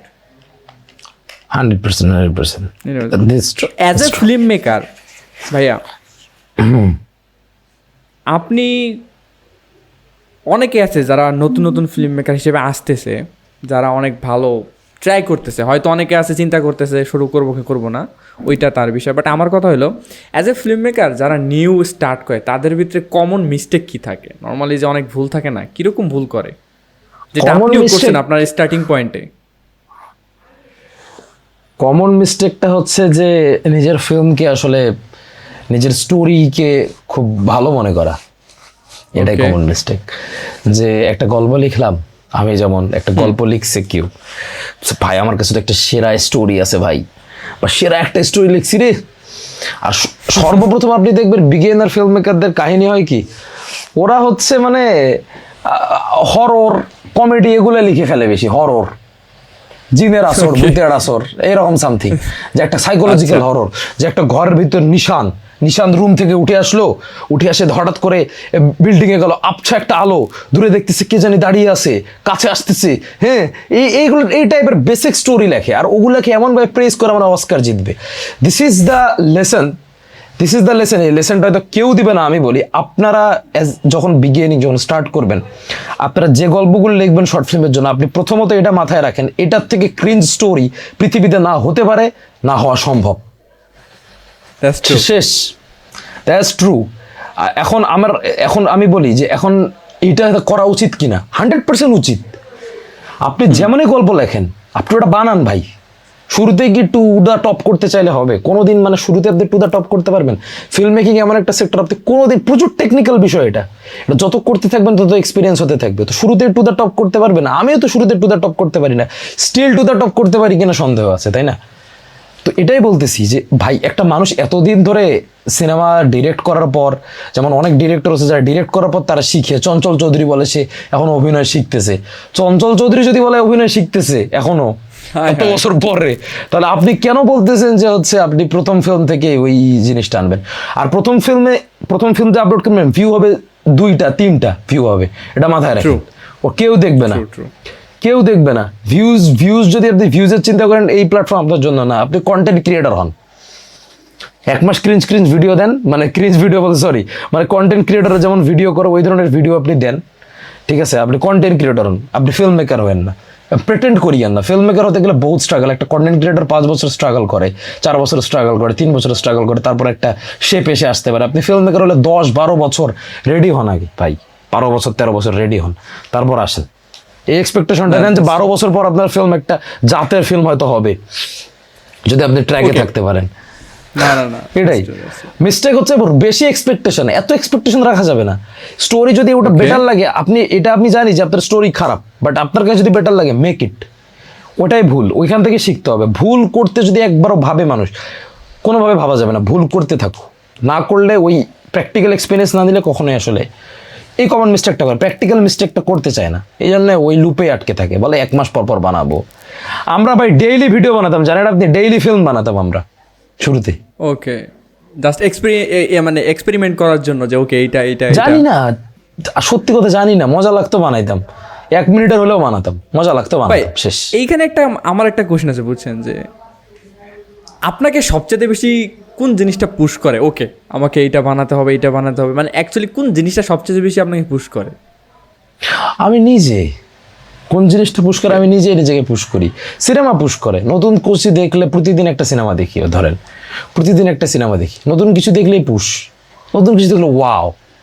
আর ভালো জিনিসই দেখি, নতুন জিনিস দেখলে ওয়াও, খারাপ জিনিস দেখলে বললো সেটা তো ভালো হয়নি, আমি তো এর থেকে বেটার করতে পারবো। পুশের কোনো মাধ্যম নাই, just watch cinema. If you watch cinema, automatic আপনি পুশ। যদি আপনি ফিল্ম মেকার হন, আপনি যদি সিনেমা দেখেন, আপনি অটোমেটিক পুশ নিজের থেকে পেতে থাকবেন, বাস এতটুকু। এইটা ট্রু। লাইক মানে ভাইয়াকে দেখে আমার একটা জিনিস ফিল হয়েছে, সেটা হলো কি, যে কিছু কিছু লোক তার কাজের প্রতি অনেক বেশি অবসেস থাকে, খুবই অবসেস। ওকে, মানে আমার পুরো দুনিয়াটা এইটার উপরে, আমার সব কিছু এইটার উপরে, আমার হ্যাপিনেসও এইটার উপরে। লাইক সেম জিনিসটা কি আপনার সাথেও হয় কিনা? আমি সব জায়গায় সিনেমা ব্রো। আমি যদি কষ্ট পাই, ধরেন আমার মন খারাপ হয়েছে কারো প্রতি, লেটসে আমার গার্লফ্রেন্ডের প্রতি আমার মন খারাপ হয়ে গেছে ধরলাম, বা আমার বাবা আমার প্রতি মন খারাপ হয়ে গেছে, বা আমার বড় ভাই কেউ আমাকে কষ্ট দিয়ে কথা বলছে, আমার খারাপ লাগছে, কিন্তু আমি রিয়েক্ট করতে পারি নাই। পরে আমি যে কল্পনা করি, ওটাও সিনেমাটিক কল্পনা। স্লো মোশনে বসে আছি, কল্পনা করতেছি, কষ্ট, ব্যাকগ্রাউন্ড মিউজিক চলতেছে, সব সিনেমা। আমার লাইফই সিনেমা। আমি প্রত্যেকটা জিনিস সিনেমা কল্পনা করি। আপনার সাথে কথা বলতেছি, এখনো সিনেমাই কল্পনা করতেছি। হ্যাঁ, তো প্রত্যেকটা আমার ধাঁচ, আমার কথাবার্তা, যে কোনো জায়গায় আমার টোন, আপনি যদি লক্ষ্য করেন যে টোনের পর একটা মিউজিক চলতেছে, যে রিমেম্বার ওয়ান থিং আমরা একসাথে সিনেমা বানাবো, বা রিমেম্বার ওয়ান থিং আমরা একসাথে সিনেমা বানাবো, এরপরে যে টোনটা চলতেছে, দিস ইজ অলসো সিনেমাটিক। আমি যে কথা বলতেছি, দিস ইজ অলসো সিনেমাটিক। আমি যদি এখন বলি যে আমার সো হ্যাঁ হ্যাঁ হ্যাঁ আমার লাইফে এনি কাইন্ড অফ থিং, আমার লাইফে এনি কাইন্ড অফ থিং, যেটা আমি বলবো, যেটা আমি বলতে চাচ্ছি, যেটা আমি বোঝাতে চাচ্ছি, এভরিথিং ইজ সিনেমা। এই যে এই পার্টটাও যদি আপনি কেটে পিছনে ব্যাকগ্রাউন্ড মিউজিক লাগিয়ে সিনেমার ক্লিপ চালাই দেন, দিস ইজ অলসো কন্টেন্ট। ঠিক আছে, তো এটাই বলতেছি, আমার ভয়েস টোনটাও সিনেমা করতে চাই আমি। তো আমার প্রত্যেকটা জিনিসই সিনেমা, তো আমি সিনেমাই কল্পনা করি সবসময়। প্রত্যেকটা জিনিস সিনেমাটিক পার্সপেক্টিভ থেকে ভাবি, যেটাই দেখি সিনেমাটিক পার্সপেক্টিভ থেকে ভাবি, ভালোভাবে দেখলে ওটার মধ্যে ফ্রেমেটিক পার্সপেক্টিভ থেকে ভাবি। এটা বাস্তব ভাই। আমি আমার কাজের প্রতি শুধু অবসেস না, আমি অ্যাডিক্ট, আমি পাগল আমার কাজের প্রতি। আমি কাজকে পারলে আমি হচ্ছে সিনেমাকে, I love cinema, I love filmmaking. আমি চাইলে ওটার উপরে ওটা খেয়ে ফেলি, ওটাকে চাবিয়ে ফেলি, ওটার সাথে শুয়ে থাকি, কি করি না করি I don't no. I love cinema, I love filmmaking. আমি বানাতে পছন্দ করি, দেখতে পছন্দ করি, বাস না না এটা অবশ্যই এতটুকু। লাইক যদি ওকে নিউ ফিল্ম মেকার যারা সবাই ম্যাক্সিমাম এই ভুলটা করে, তাহলে তাদের ক্ষেত্রে আপনার কাছ থেকে সবচেয়ে বড় অ্যাডভাইসটা কি হবে যে এইটা তোমরা করো না? Copy, don't make original thing. শুরু করতেছে অরিজিনাল বানাই, কি করবে? Copy bro, just copy. ভালো একটা শর্ট ফিল্ম তোলো, যে কোনো একটা ভালো শর্ট ফিল্ম তুলুক। আমি তো কপি করতে পারি না, আমার মাথায় ছিল বেটা আমি মানুষের কপি করব। বন্ধু বান্ধব কি বলতাম, আমি মানুষের কপি করব, অরিজিনাল বানাইতে আসছি। সেজান মাহমুদ তার সিগনেচার। আমি যদি শুরুতে কপি করতে পারতাম, এখন আর ওই স্কোপটা নাই কপি করার, ঠিক আছে? যদি শুরুতে কপি করতে পারতাম, কোথাও ছাড়ার দরকার নেই, আমাকে কেউ দেখছেন, আমি কপি করতে পারতাম, হয়তো আর একটু দ্রুত শিখতে পারতাম। বাট সমস্যা নেই, যেটা হয় বেটা, আমি হ্যাপি। বাট এখন আপনি ওই ধরনের কন্টেন্ট দেখেন যেটা আপনার বাজেট আপনি বানাতে পারতেছেন একটা রুমে, just copy, everything copy, frame by frame. আপনার ছাড়ার দরকার নেই, ডোন্ট আপলোড ইট, আপনার আপলোড করার দরকার নেই, জাস্ট কপি মারেন। একটা মানুষ যদি কপি করতে পারে, ও ওটা লিখতে পারে। যখন কপি করতে থাকবে তখন বুঝতে থাকবে, তারপর অরিজিনাল আইডিয়া নিয়ে আসেন। অরিজিনাল আইডিয়া প্রথমে ওয়ার্ক করবে না, কপি করার পরে চাপ নাই, আবার অরিজিনাল বানান, ওয়ার্ক করবেই। তো সব থেকে শেখার সব থেকে বড় মাধ্যমটা হচ্ছে কপি। আপনি যে পডকাস্টে ধরেন এডিট করতেছেন, পডকাস্ট করতেছেন, কাউকে দেখেই তো করতেছেন। তো হ্যাঁ আমি অনেক কপি করি, এটা it's not a bad thing bro, এটা কোনো কিন্তু খারাপ জিনিস না, এটা শেখার সব থেকে বড় মাধ্যম। কপি করতে আপলোড করবে না, সমস্যা কোথায়? বা আপলোড করে দিল, সমস্যা কোথায়? ওর বিগিনার ফিল্ম মেকার, কে জাজ করতে আসবে? নতুন, জাস্ট কপি।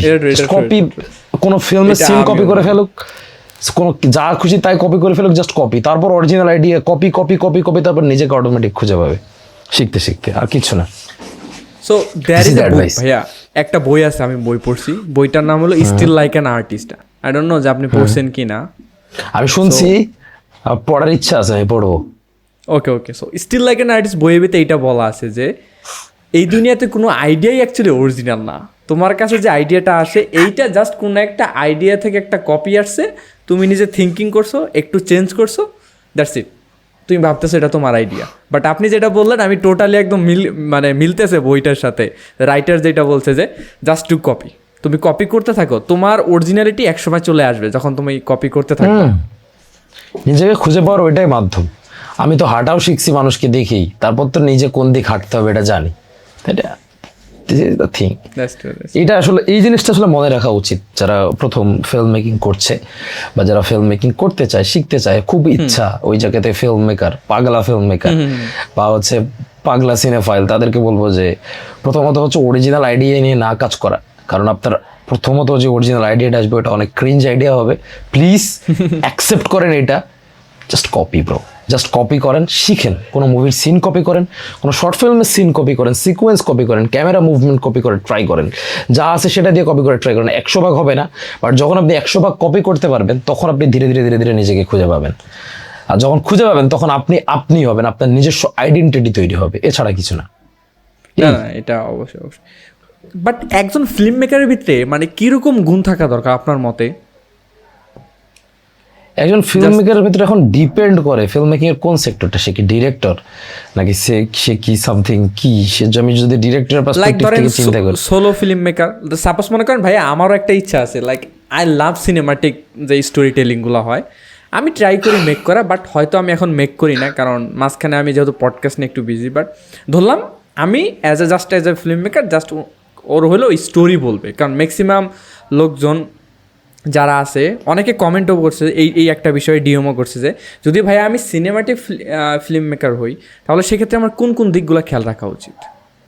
আপনার হচ্ছে আপনি যদি এজ এ ফিল্ম মেকার হন, এজ এ সিনেমাটিক বা যে কোনো সামথিং ফিল্ম মেকার যদি হন, বা ডিরেক্টরের কথাই যদি বলি, এজ এ ডিরেক্টর আমি বলতে পারবো আমার কোন ধরনের জিনিসের নলেজ থাকা উচিত। আমার প্রথমত নলেজ থাকা উচিত ফিল্ম মেকিং নিয়ে, রাইটিং এ প্রপার নলেজ থাকা উচিত, আমার স্ক্রিন প্লেতে রাইটিং এর পুরো সেক্টরটাতে পুরো নলেজ, প্রপার নলেজ থাকতে হবে।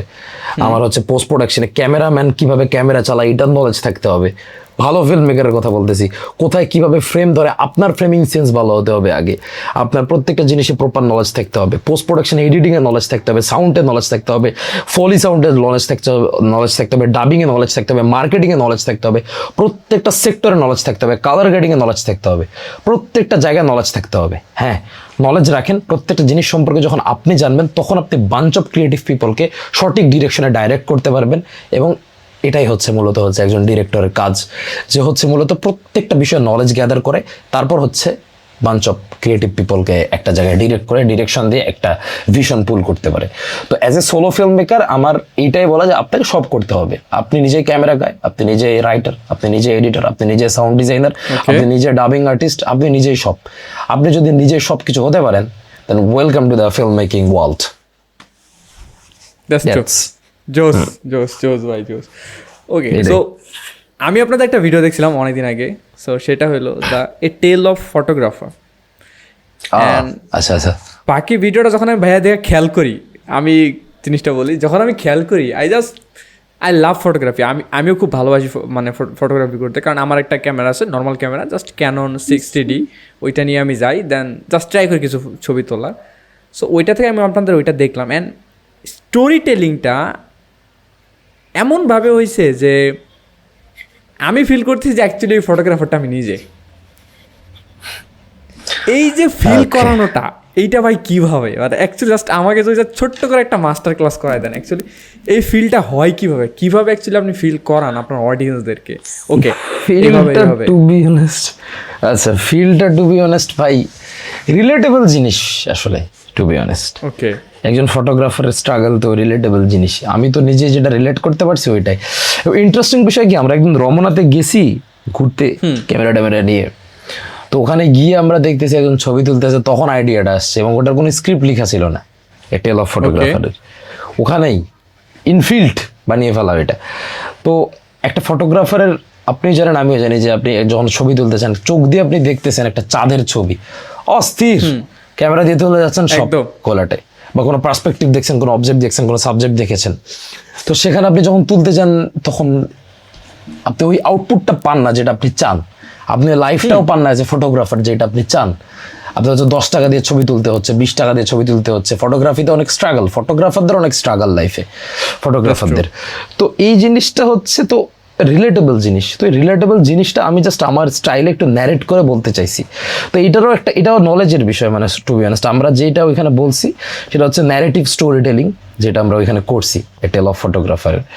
তো হচ্ছে ওইটা ন্যারেটিভ স্টোরি টেলিং, জাস্ট এটাই যে narrative storytelling a narrative স্ট্রাকচারে একটা ছোট্ট গল্প বলছি, যেখানে একটা ফটোগ্রাফারের ওই জিনিসটা দেখানো, এবং ফটোগ্রাফারকে বলা হয় যে প্লিজ বি পেশেন্স, তোমার আর্টটা অনেক মূল্যবান, পেশেন্সটা মেনটেন করো, একদিন তুমি ওইখানে উড়বা। ওই জন্য শেষে একটা দেখবেন প্লেনের সিন আছে যে পেশেন্স, প্লেনটা যখন যায় তখন কিন্তু টাইটেলটা আসে। তো হ্যাঁ ওইটাই জাস্ট রিলেটেবল থিং রিলেট করাইছি, ঠিক আছে। ওকে ওকে, সো এছাড়া কিচ্ছু না। যদি ভালো, ওকে ধরলাম স্টোরি, মানে স্টোরি টেলিং একটা তো মারাত্মক জিনিস, যেটা আমিও ট্রাই করতেছি ভাই শেখার। আই হোপ আমিও একদিন ভালোভাবে প্রপারলি শিখতে পারবো। আমি এখন অত ভালো স্টোরি টেলার না, বাট আমি ট্রাই করতেছি। সো ভালো স্টোরি টেলার হইতে গেলে কি করা দরকার, লাইক আপনার দিক থেকে, আপনি যখন কোনো স্টোরি বলেন বা লেখেন, কারণ স্টোরি টেলিং অনেক ইম্পর্টেন্ট আমাদের সবার লাইফে। আমাদের সবার লাইফে একটা স্টোরি, একটা পডকাস্ট করছি এটাও একটা স্টোরি, বাট একটা স্টোরি বলাটা অনেক হার্ড, স্টোরি টেলিংটা করা, ওইটা কিভাবে করা যেতে পারে আর টু ভালো বি স্টোরি অনেস্ট টেলিং করতে গেলে? আমি যদি বলি যে হচ্ছে ভালো স্টোরি টেলার কিভাবে হওয়া যাবে, এটা আসলে ব্যাপারটা হচ্ছে কীরকম যে আপনি এজ এ স্টোরি টেলার হলেই কিন্তু আপনাকে লিখতে হবে না, যে ফিল্ম মেকিং করতে হবে এমন না, ফিল্ম মেকিং ছাড়াও আপনি স্টোরি টেলিং করতে পারবেন। এখন স্টোরি টেলিংয়ের ব্যাপারটা হচ্ছে অবজার্ভ করতে হবে ভাই, টু বি অনেস্ট। আপনি একটা ঘটনা ঘটে গেছে আপনার সাথে, যেমন ওকে, আপনার ঘটনা ঘটে গেছে, আমাদের কিন্তু অলরেডি একটা স্টোরি বিল্ড হয়েছে। যেমন হচ্ছে আমরা পডকাস্টটা চালু করলাম, প্রথম দিকে আপনার মেক অফ হয়ে গেল, এটা একটা টুইস্ট, তাই না? বিভিন্ন কারণে আবার শুরু করতে হলো।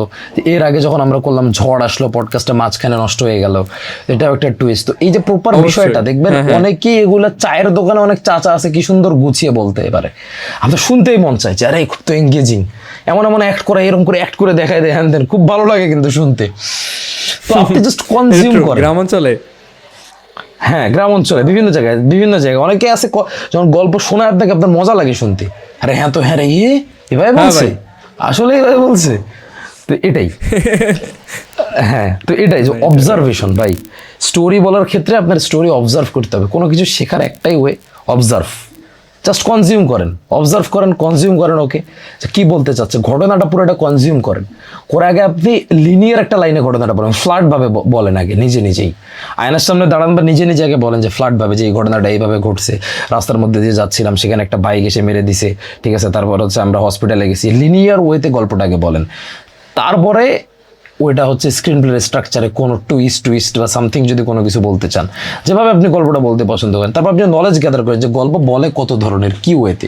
আপনি ন্যারেটিভ স্ট্রাকচারে বলতে পারেন, বিভিন্ন ইভেন্টে আনে এনে, এনি কাইন্ড অফ থিওরিতে আপনি বলতে পারেন। তো স্টোরি টেলিং এর বিষয়টা এভাবে বললে আসলে খুব কঠিন হবে, বাট খুবই সিম্পল ওয়েতে যদি বলা যায়, কনজিউম করেন, প্রত্যেকটা ঘটনা নিজে নিজে বলার চেষ্টা করেন। আপনার যখন মজা লাগবে গল্পটা, ওই ঘটনাটা চিন্তা করতে, ওইটা ওইভাবে যেভাবে আপনার চিন্তা করতে মজা লাগতেছে ওইভাবে আপনি শোনান, বাস। এইটাই অনেকের মজা লাগবে, কারণ সেম জিনিসই মানুষ রিলেট করতে পারলে মানুষ, আপনি একজন গুড স্টোরি টেলার। আপনাকে ওভারঅল জিনিসটা বোঝাতে হবে আপনি যেটা নিয়ে কথা বলেন, জাস্ট এতটুকু। না না, ওকে। সো আমি আরেকটা বুঝছেন একটা ইনসাইট বলি, সেটা হলো কি যে বাংলাদেশে প্রায় 64% লোকাল যে মুভিগুলো আছে, এগুলার থেকে মানুষ বেশি পছন্দ করে হইলো বাহিরের প্রোডাক্টগুলো। সো যেগুলোর ভিতরে ভালো স্টোরি টেলিং আছে, এজন্য আমি আপনাকে জিজ্ঞেস করছি যে স্টোরি টেলিং কেন এরকম এরকম। সো এটা কি আসলেই যে বাংলাদেশের স্টোরি টেলিংটা মুভিতে একটু কম আছে, বা ওয়েব সিরিজে ভালো আছে মুভিতে কম, এরকমটা কি? মনে হয় না, এখন তো আমার ওইটা আসলে মনে হয় না ওয়েব সিরিজে বেশি মুভিতে কম, এটা না। স্টোরি টেলিং সব জায়গাতেই আছে, স্টোরি টেলিং ছাড়া তো কোনো মুভি বানাতে পারবে না। বাট স্টোরি টেলিংটা কিভাবে করতেছে, কারো স্টোরি টেলিং হয়তো অনেক এঙ্গেজিং লাগে, আপনার কাছে ভালো লাগে, কারো ভালো লাগে না, বিষয়টা এইরকম আসলে। মানে রিলেটেবল ফিল হয় না ওগুলা, মানে ভাইয়া মুভির গুলা কি আমাদের রিলেটেবল ফিল হইতেছে না এর জন্য নাকি?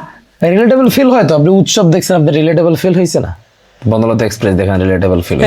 আর যেগুলো, হ্যাঁ, অনেক জিনিস আছে, অনেকভাবে বলে। কেউ একটু ফ্যান্টাসিটা ইউজ করে স্টোরি টেলিং এ, যে হ্যাঁ এইভাবে যদি হইতো।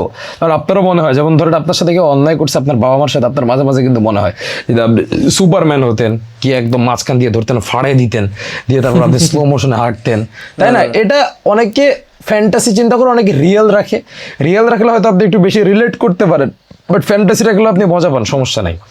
এটা এক একজনের এক ধরনের স্ট্রাকচার, বাট ওই স্টোরি টেলিংটা অনেক ইম্পর্টেন্ট, কারণ যে কোনো কিছু করা যায়। আমি একটা ছোট্ট কথা বলি, একটা ঘটনা শুনাই। আমার এলাকায় একজন লোক ছিল, ওর একটা বাইক চুরি হয়ে গেছে। ওকে, তারপর চোরগুলোকে ধরে একটা জায়গায় আটকে রাখছে। তো আমাকে ও গল্প শোনাইতেছে, যখন বলতেছে, আমাকে এসে গল্প শোনাইতেছে, ব্র্যান্ড প্লেস করাচ্ছে আপনি, বলতেছে যে আমাদের ভাষায় বলতেছে আর কি। ও বলতেছে, ধরেন আমি একটা, ওইভাবে বলতেছে, ও বলতেছে যে হচ্ছে আমি ইয়ার থেকে বের হয়েছি, জমি থেকে বের হয়েছি, দেখতেছি কি যেন আমার মোটরসাইকেলটা নিয়ে হচ্ছে দৌড় দিচ্ছে। তখনই তো আমার মাথা ঘুরে গেছে, জমি থেকে দৌড় হলাম, কোনো গাড়ি টাড়ি কিচ্ছু নেই। পরে দেখি একটা ভ্যান আসতেছে, ভ্যানটার মধ্যে উঠলাম, ভ্যানটার অর্ধেক রাস্তায় গিয়ে চেন নষ্ট। পরে গিয়ে দেখি রাস্তার ওইখানে আমার একটা চাচা আছে, ওর একটা ডিসকভার গাড়িটা স্টার্ট দিয়ে আমি মোটরসাইকেলের পিছনে গেছি। শুধু ডিসকভার গাড়ি দেখে আমি গাড়িটাকে ধরতে পারছি, অন্য কোনো বাইক হলে ধরতে পারতাম না। দেখেন ডিসকভার প্লেস হয়ে গেছে এখানে, তার মানে কি ডিসকভারের গতি অনেক বেশি, যার কারণে টিভিএসটাকে চেস করে ফেলছে। ও তো একটা গল্প বলে ফেললো। আমি তখন ভাবলাম যে আরে হ্যাঁ, ডিসকভার গাড়ির তো গতি ভালো, নিলে ডিসকভারই নিব, ঠিক আছে। তো এইটাই সে কি, তার গল্প তো আপনার তার প্রেজেন্টেশন কিন্তু আপনার ভালো লাগতেছে, সে যেভাবে প্রেজেন্ট করতেছে, যে হচ্ছে সে প্রথমত টুইস্ট দেখেন, সে ভ্যান পাইছে, ভ্যানের চেন পড়ে গেছে, পরে একটা ডিসকভার গাড়ি দেখছে, ওটা দিয়ে গিয়ে ধরছে, সে কাজ করতেছে, তার মোটরসাইকেল নিয়ে গেছে। তো এটাই স্টোরি টেলিং, সব জায়গায় আছে, স্টোরি টেলিং ছাড়া কিচ্ছু নাই। আপনাকে আমি আমার গল্পই বলতেছি, আপনি যেটাই বলতেছেন স্টোরিই বলতেছি। তো এটাই শুধুমাত্র বুঝতে হবে যে আপনি কিভাবে গল্পটা বলতেছেন, এইটাকে রিয়েলাইজ করতে হবে যে আমি কি মানুষকে গল্প শোনাচ্ছি, এটাই তো একটা গল্প। এবং প্রচুর কনজিউম করতে হবে মানুষের গল্প বলার ধরন, এই ধরনটা কনজিউম করেন, Just চুষে ফেলেন মানুষকে, অবজার্ভ করেন না বাস।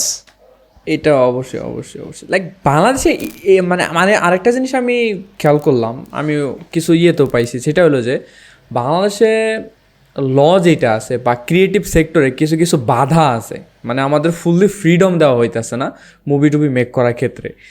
এইটা কি আসলে ফিল মানে আপনি ফেস করছেন, বা যারা বড় বড় মুভি মেক করতেছে ওনারা নাকি অলরেডি ফেস করছে এই প্রবলেমগুলো?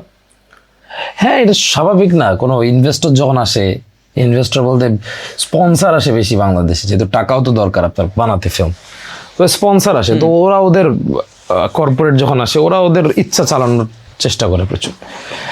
এখন মেন কথা হচ্ছে আপনি সফটওয়্যার নিয়ে কাজ করেন, আপনাকে তো আমি সফটওয়্যার নিয়ে যদি জ্ঞান দিতে চাই তাহলে সমস্যা তো আমার, আমি তো সফটওয়্যার সম্পর্কে জানি না। তো ফিল্ম মেকিং নিয়ে মানে আপনাকে যদি আমি বলতে চাই যে ভাই এটা এইভাবে করিয়েন না, এটা এইভাবে করেন, তাহলে একটু সমস্যা, কারণ আমি তো সফটওয়্যার বুঝি না, আপনাকে তো আমি বলতে যাচ্ছি। আমি বলতেছি না যে আপনি জ্ঞান দিয়ে, আপনি জ্ঞান দেন, আমাকে উপদেশ দেন, বাট আমি একভাবে করতেছি, আপনি আমাকে ফ্রিডম না দিয়ে এসে বলতেছেন না না এভাবে হবে না, হ্যান ত্যান, আপনি তো এটা বুঝেন না, আমাকেই তো বানাতে হবে।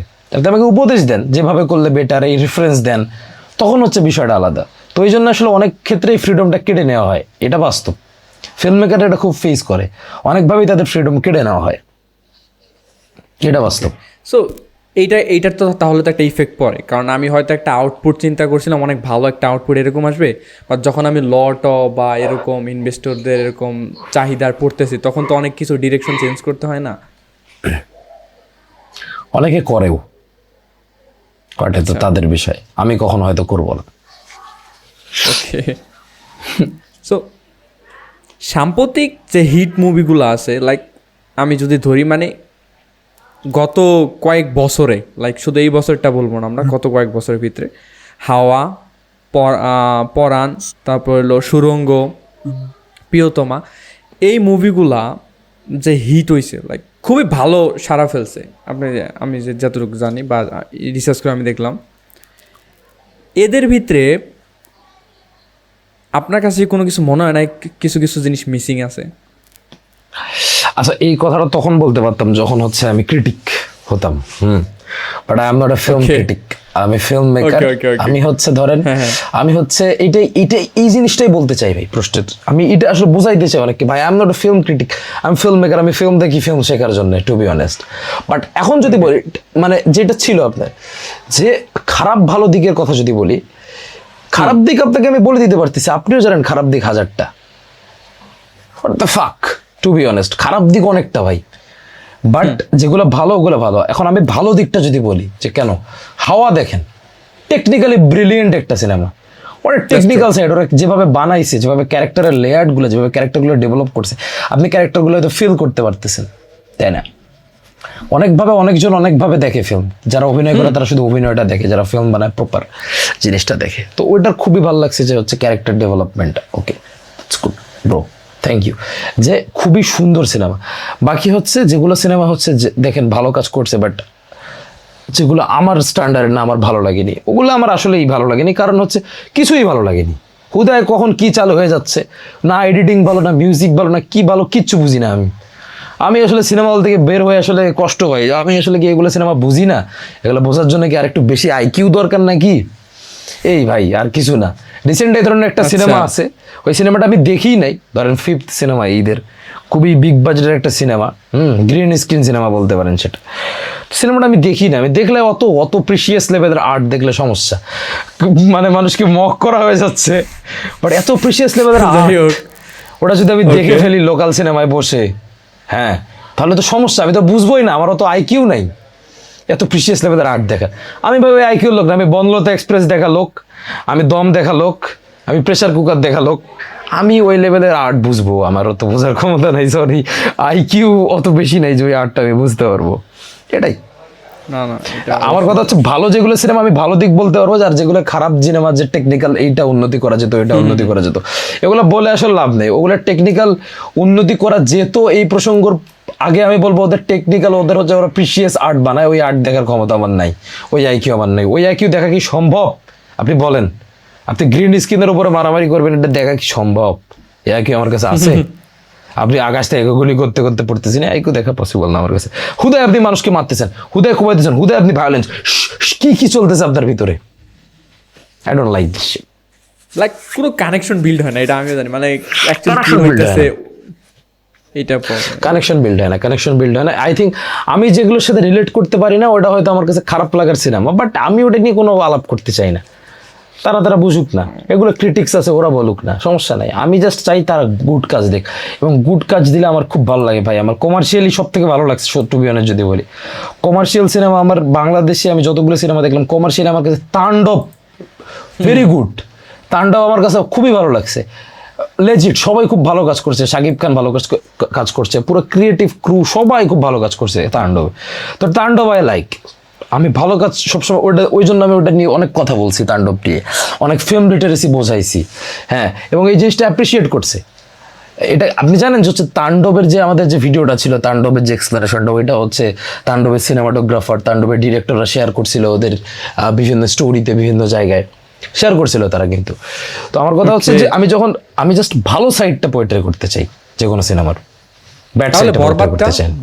বরবাদ কিভাবে দেখেন? বরবাদ তো কি মানে আসলে মানে আমার জিনিসটা হলো কি যে বরবাদ কি আসলে সত্যি অনেক একটা হিট মুভি ছিল? মানে এখানে 100% থাকতে বলতেছে পারে, প্রায় বরবাদ হতে পারে ভাই। বরবাদ তো আমি দেখছি, বরবাদ আমরা তো বরবাদ যখন হচ্ছে একই সাথে মানে আরো সিনেমা চলছে, উৎসবের সাথে মনে হয় চলছে, রাইট? উৎসবের সাথেই চলছে, তখন তো গেছিলাম উৎসবের সাথে, না সরি, দাগির সাথে চলছে, দাগি দেখতে গেছিলাম, দাগি আমার কাছে খুব ভালো লাগছে। তো বরবাদও দেখছিলাম, লোক ছিল সিনেমা হলে ভালোই, তো যে পরিমাণ হ্যাঁ, প্রায় বিজনেস 7 করছে, দিনে 27.43 কোটি টাকা আয় করছে বরবাদ। তো লোকাল স্ক্রিন হয়তো মানুষের পছন্দ হয়েছে এই কারণে। আমার ওইটা জিনিস আলাদা, আমার কাছে যদি কোনো জিনিস ভালো লাগতো আমি সেটা বলতাম, বাট খারাপ লাগলেও আমি বলবো না, কারণ আমি জানি না, আমি চাই যে আসলে ওই জিনিসগুলো না আলাপই করতে চাই না যে কোন জিনিস ইমপ্রুভ করবে, কারণ ওই জিনিসটা বললে আমার কাছ থেকে কেউ শিখবে না, আমি কাউকে ওদেরকে শিখাতেও চাই না, তাই না? আমি শেখাতেও চাই না, আমি জাস্ট এটাও ভালো জিনিসটা যদি কোনো কিছু করে ফেলে ওইখান থেকে শিখতে চাই, এতটুকু। তবে বরবাদের যেমন বরবাদের টেকনিক্যাল হ্যাঁ, দিকটা খুব ভালো ছিল, টেকনিক্যাল দিকটা, ও আচ্ছা, টেকনিক্যাল সাইডটা ভালো ছিল, লাইটিং থেকে শুরু করে বাকি যে ভিজুয়ালি খুব ভালো ছিল। আবার ভিজুয়ালি এতটুকুই বলবো। না অবশ্যই। সো আরেকটা জিনিস হলো কি যে আমি একটা জিনিস ফিল করি যে অনেকে এই মানে এইভাবে চিন্তা করে ইন্ডিয়ান মুভি এত সুন্দর, আমার দেশে কেন সুন্দর হয় না? সো আমি একটা জিনিস খেয়াল করে দেখলাম, ওদের দেশের টোটাল কাস্টমার অনেক বেশি, বাংলাদেশে ছোট, ওদের বাজেটও অনেক বেশি, আমাদের দেশে বাজেটও অনেক ছোট। সো এই যে মানুষ যে তুলনা করতেছে, এটা অহেতুক না, মানে কোনো কাজেই না। তুলো না, অহেতুকে না, একদম আমাদেরই আসলে সমস্যা। আমাদের তো অডিয়েন্স আছে, আমাদের তো বহুত মানুষজন, আমরা ইউটিলাইজ করতে পারি ভাই। প্রবলেম কোথায়? জনরা ভিত্তিক প্রবলেম। আমার কথা হচ্ছে আজব, আমি তো মালায়ালামরা যেমন সিনেমা বানাচ্ছে, আমি একটা কথা আপনাকে কিছু একটা কথা বললাম, আপনাকে কিছুক্ষণ আগে একটা কথা বলেছি, আমি একটা মুভি দেখলাম হচ্ছে আপনার যেমন সাম্ভাবাম আদায়াম অন্য, ওই মুভিটা বাংলাদেশে বানাতে পারবে না, কি আছে এটাতে বলেন? হয়তো আপনি কমার্শিয়ালি এক্সপেক্ট করতে পারবেন না যে ওয়ারের মতো সিনেমা একটা বা ধুরন্ধরের মতো সিনেমা একটা, যে অনেক বাজেট, অনেক মারামারি, তোড়ফোড়, অনেক কিছু, এটা হয়তো আমরা বানাতে পারবো না এখন। বাট মানুষ তো শুধু ওটাকে গুড ফিল্ম বলে না, পঞ্চায়েতকেও তো মানুষ গুড ফিল্ম বলে। আপনি পঞ্চায়েত বানাতে পারবেন না? বাংলাদেশে কি পঞ্চায়েত বানানো পসিবল না? ওই বাজেট কি আমাদের নাই? আছে, এটা আছে, পঞ্চায়েত বানানো পসিবল না। তো আমরা এগুলা আই থিঙ্ক বানানো উচিত, মানুষের এক্সপেক্ট, আমাদের কালচার নিয়ে আমাদের গল্প বলা উচিত, এঙ্গেজিং বানানো উচিত। আর আমাদের প্রবলেমটা হচ্ছে, আমি যতগুলো সিরিজ দেখছি বিভিন্ন ওয়েবসাইট মানে ওটিটিতে ওয়েব সিরিজ দেখছি, প্রবলেম হচ্ছে থ্রিলার গল্প, তো ডে 1 থেকেই থ্রিলার, প্রথম সেকেন্ড থেকে থ্রিলার ফিল করে। বাট অন্যান্য ইন্ডাস্ট্রি কিন্তু এই প্যাটার্ন ফলো করে না, ওরা আগে মানুষকে রিলেট করায়, হাসায়, তারপর হয়তো কাঁদায়, তারপর আবার হাসায়, মিক্স অফ দ্য জনরা, তারপর থ্রিল ফিল করায়, মিক্স। তো আমার মনে হয় মিক্স করা উচিত, তাহলে এই জিনিসটা চলে যাবে। আর রিলেটেবল কন্টেন্ট বলা উচিত, আমাদের কালচারের কন্টেন্ট বলা উচিত, আমাদের এমন না যে বোরিং স্লো শিট ফিল্ম বানাবে, এঙ্গেজিং বানাক, বাট আমাদের কালচার দিয়ে গল্প বলুক। পঞ্চায়েত এঙ্গেজিং, বিভিন্ন ফিল্ম এঙ্গেজিং, এই যে সাম্ভাবাম আদায়াম অন্য, এই সিনেমাটাও তো এঙ্গেজিং, হ্যাঁ, চুরুলি এঙ্গেজিং ছিল অনেক, এত জটিল একটা কনসেপ্ট এত সহজে দেখাইছে। তবে it's all about writing, it's all about passion. কোন মানুষ এটাকে বানাচ্ছে, কম্পেয়ার তারা করতেই পারে, তাদের কোনো দোষ নেই। আসলেই তো আমরা না হয় ওয়ার বানাতে পারলাম না বা জওয়ান বানাতে পারলাম না, বাট আমরা কি পঞ্চায়েত বানাতে পারছি? পারিনি। তো এটা কম্পেয়ার করা খুব স্বাভাবিক না? স্বাভাবিক, অহেতুক না, করুক না। আমরা যখন দিতে পারবো তখন হয়তো কম্পেয়ারটা করবে না। আমাদের কম্পেয়ারই করা উচিত যাতে আমরা ভালো কোনো কাজ করি। আমরা না হয় বানাতে পারলাম না ধুরন্ধর, বানাতে পারলাম না জওয়ান, বাট আমরা তো স্বদেশ বানাতে পারবো একটা, আমরা তো একটা পঞ্চায়েত বানাতে পারবো, আমরা তো একটা বানাতে পারবো আর কি, এই মালায়ালামের মতো সিনেমা বানাতে পারবো। এটাই ভাই, এটাই। সো লো বাজেটের ভিতরে সিনেমা একটা ভালো ফিল্ম মেক করা, ভালো আউটপুট আনা, কি কি জিনিস ইম্পর্টেন্ট, লাইক আমাদের কি কি দিকগুলো খেয়াল রাখা উচিত যখন একটা লো বাজেটের ভিতরে আমি একটা ভালো সিনেমা মেক করতে চাইবো? আমি কুইক কিছু অ্যাডভাইস দিই। লো বাজেট ফিল্মে, যদি লো বাজেট ফিল্মে হেল্প করতে চান, ইউ আর রেডি, আপনার মানি আছে, টাকা আছে, কিছু আছে, যা সামথিং আছে, আপনার একটা গল্প আছে, আপনি একটা লো বাজেট ফিল্ম মেকিং করতে চান, আমি আপনাকে বলবো যে আপনি আপনার কিছু, প্রথমত হচ্ছে ভিএফএক্স অ্যাভয়েড করেন। কোনো ভিএফএক্স রাখার দরকার নেই, রাইটিংয়ের সময়টা মনোযোগ রাখবেন, নো ভিএফএক্স, ঠিক আছে, নো ভিএফএক্স। ক্যারেক্টার কমিয়ে নিয়ে আসেন, কারণ আপনি কখনোই এটা ভুল করবেন না যে কাস্টিংয়ে যাতে কোনো প্রবলেম না হয়। খুব কম ক্যারেক্টার রাখেন, খুব কম ক্যারেক্টার রাখেন। আউটডোর ফিল্ম মেকিং করার বেশি ট্রাই করেন। ক্যারেক্টার কম রাখেন। আপনার বন্ধু বান্ধব যাদেরকে আপনি সবসময় পাবেন, এমন বন্ধু বান্ধব আছে সবসময় আসে না, তো সবসময় পাবেন, হ্যাঁ এটা করেন। আর যেটা হাতের কাছে আছে ওইটা ভালো সাউন্ড কোয়ালিটি রাখেন।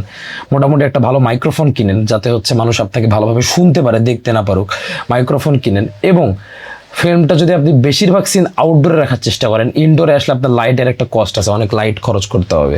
তো যদি লাইট না থাকে বিষয়টা ভালো দেখাবে না, লাইট অনেক মানে কস্টলি একটা জিনিস। তো আপনি আউটডোরে শ্যুট করে ট্রাই করেন, কাটার ব্যবহার করেন, লাইট যে কাটে সফট লাইট দেওয়ার চেষ্টা করেন, বা আপনি হার্শ লাইটে করেন, নো ইস্যুস, বাট আউটডোরে শ্যুট করে ট্রাই করেন। হ্যাঁ, আউটডোরে শ্যুট করে ট্রাই করেন এবং এলাকায় চলে যান, গ্রামের বাড়িতে চলে যান। কারণ আপনি বাইরে করতে গেলে অনেক টাকা খরচ হবে, আপনি গ্রামে করতেছেন, সেখানে আপনি একটা মুরগি নিয়ে আসবেন, আপনার মাকে বলবেন রান্না করে দিতে, 3 বেলা আপনারা খেতে পারবেন। 3 বেলা খেলে আর কি লাগে, ওইটা রান্না করে বেঁধে নিয়ে যাবেন যেখানে শুট করতেছেন, 3 বেলা একটা মুরগি খান। তো লো বাজেট ফিল্ম মেকিংয়ে এটাই যাত্রা। আমরা একটা ফিল্ম এই 1500 টাকায় পুল করছি। শোভাযাত্রা, হেজি আমার ফ্রেন্ড ছিল, ক্যামেরা ক্রু আমার নিজস্ব ছিল, হেজি আমার ফ্রেন্ড, আমরা ওইখানে গেছি, একটা বাইক হায়ার করছি 500 টাকা, আর হচ্ছে নাস্তা হচ্ছে 1000 টাকার, বাস, আর কিচ্ছু না। একটা রাইডারকে 500 টাকা ধরাই দিয়েছি, বাইক দিয়েছে, শ্যুট করার জন্য, শেষ, ফিল্ম হয়ে গেছে। একটা লোকেশন ভিত্তিক ফিল্ম রাখার ট্রাই করেন, জাস্ট, আর কিচ্ছু না। ভালো সাউন্ড কোয়ালিটি রাখেন, ক্যামেরা আপনার যে কোনো কিছু হতে পারে, what ever it's about anything, আপনার স্মার্টফোনে হতে পারে, এটা not important, camera is not important, sound important. সাউন্ডটা ইম্প্রুভ করার ট্রাই করেন, পারলে এডিআর করেন, ডাবিং করেন, আপনারা যতটুকু পারেন ততটুকু জায়গাতে একটু কষ্ট করেন, ইফোর্ট দেন। But low budget film making এই কয়েকটা পয়েন্ট আই থিঙ্ক মনে রাখলে আপনার ওই আউটপুটটা বের হয়ে আসবে যেটা আপনি চান। এটাই। ওকে, দ্যাটস গ্রেট। সো বাংলাদেশে স্ক্রিন প্লেটা বেশি স্ট্রং করা উচিত, মানে জিনিসটা এইভাবে না, এইভাবে বললে সুন্দর হবে যে বাংলাদেশে স্ট্রং স্ক্রিন প্লে বেশি ল্যাকিং আছে নাকি প্রপার এক্সিকিউশন প্রবলেম আছে, কোনটা? এক্সিকিউশন আই থিঙ্ক বোথ, আমি যতটুকু দেখতেছি কনজিউম করতেছি, আই থিঙ্ক বোথ। কারণ হচ্ছে স্ক্রিন প্লে আপনি রাইটিংয়ে খুব একটা হয়তো কাজ করেন, আবার করে অনেকে বছর ধরে করে। রাইটিংয়ে কাজ করা উচিত প্রচুর, রাইটিংয়ের কারণে পুরো ফিল্মের যে ক্যারেক্টারের স্ট্রাকচারটা হয় না, ক্যারেক্টারের যে লেয়ারটা হয় না, বা ক্যারেক্টারের যেটাই হোক, এইটা হচ্ছে মূলত হচ্ছে ডিপেন্ড করেই তো রাইটিংয়ের উপরে। যদি রাইটিংটা সে বেটার না করে তাহলে কীভাবে হবে স্ট্রাকচার? তো রাইটিংটা বেটার করতে হবে, আবার ওই ফিল্মটাতে প্রপার টাইম দিতে। আমাদের ফিল্ম তো আমি শুনছি ঈদে যে ফিল্ম রিলিজ হবে আজকে ওটা শুটিং শেষ হয়েছে, আর কয়েকটা দিনে নাকি এডিটিং করো। হোয়াট? এটা কি রিলিজের দিনে এডিট করবে নাকি? আর কী ধরনের সিস্টেম এটা আমি বুঝি না আসলে। তো প্রত্যেকটা জায়গায় মানুষ একটু মানে দেরি করেই শুরু করে বাঙালি। তো এটা আই থিঙ্ক ফিক্স করা দরকার, একটু সময় নিয়ে রাইটিংটাও করলো, একটু সময় নিয়ে, তারপর একটু সময় নিয়ে কাজটাও করলো, অসুবিধা কোথায়? শ্যুটটা করুক, শ্যুটটা করে পোস্ট প্রোডাকশনেও তো একটা আলাদা জিনিস তৈরি হয়ে যায়। পোস্ট প্রোডাকশনে টাইম দেয় না, তো পোস্ট প্রোডাকশনে প্লিজ পোস্ট প্রোডাকশনে টাইম দিয়েন। প্রত্যেকটা জায়গায় ল্যাকিং আছে, এটা ফিক্স করা দরকার। আমার মধ্যেও আছে, আপনার মধ্যে আছে, প্রত্যেকটা ফিল্ম মেকারের মধ্যে। প্লিজ প্রত্যেকটা জায়গাতে প্রপার টাইম দেওয়া, pre production, production, post production, প্রত্যেকটা সেম ইম্পর্টেন্ট, প্রত্যেকটাকে সেম ইম্পর্টেন্সি প্লিজ দেন, এতটুকু।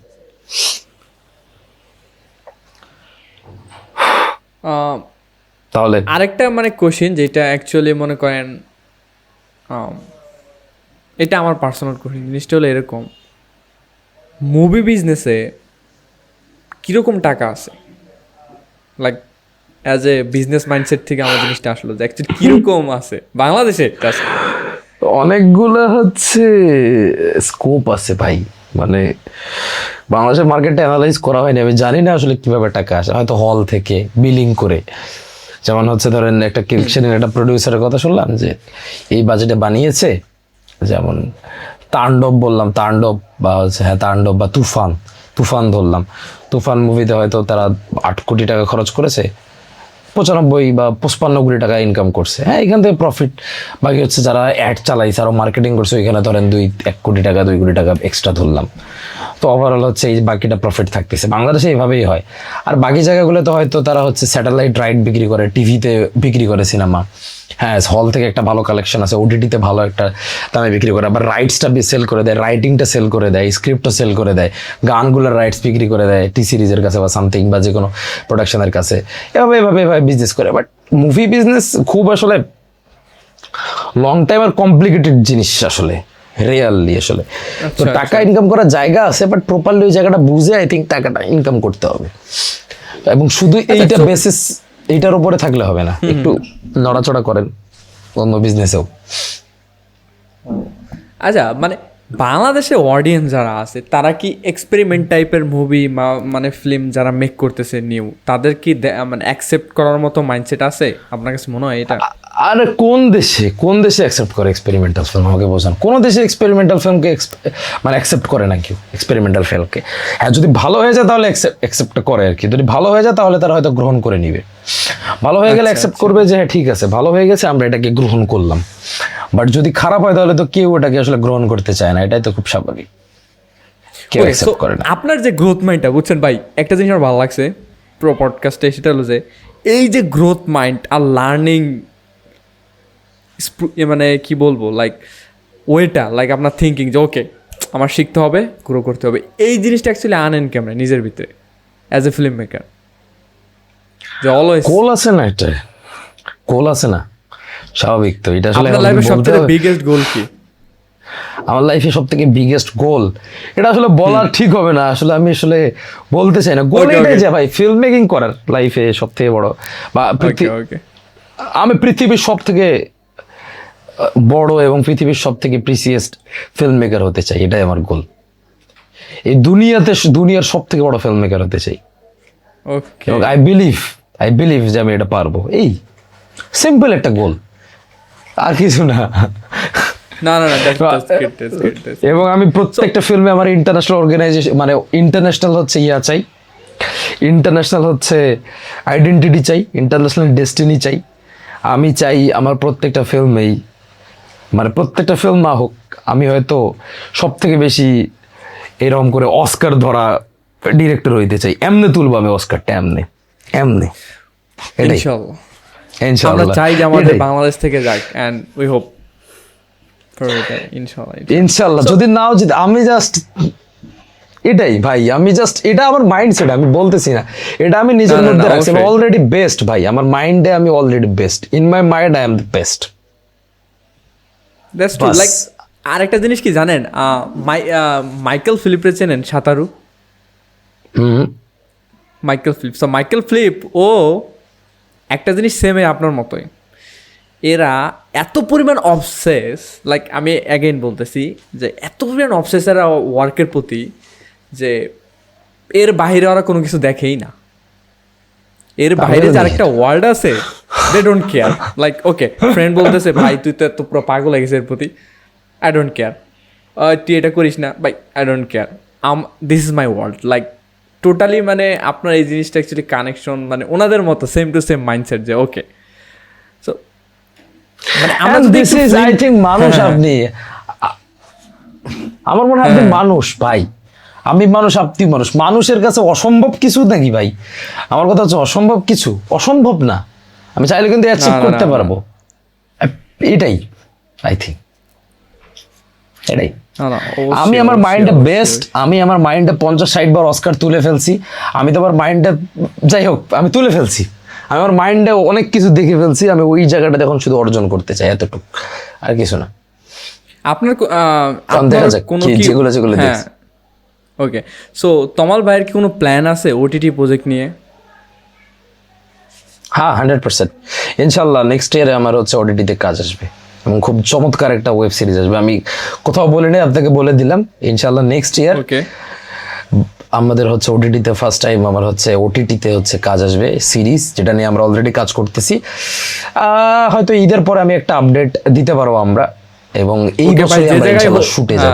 যে জায়গায় হোস্ট করেন না কেন আমাকে জানায়েন, ইনশাল্লাহ আমরা ফেস টু ফেস থাকবো যদি কোনো ইনশাল্লাহ সিনেমা হলে হোস্ট করেন। সো ইনশাল্লাহ আমাদের হচ্ছে এই বছরে আমরা হচ্ছে ওটিটিতে কাজ শুরু করে দিব আমরা ইনশাল্লাহ। এই বছরেই ফিল্মের কাজ আমরা হয়তো একটা সিরিজ বানাবো, নয়তো মুভিজ নয়তো series.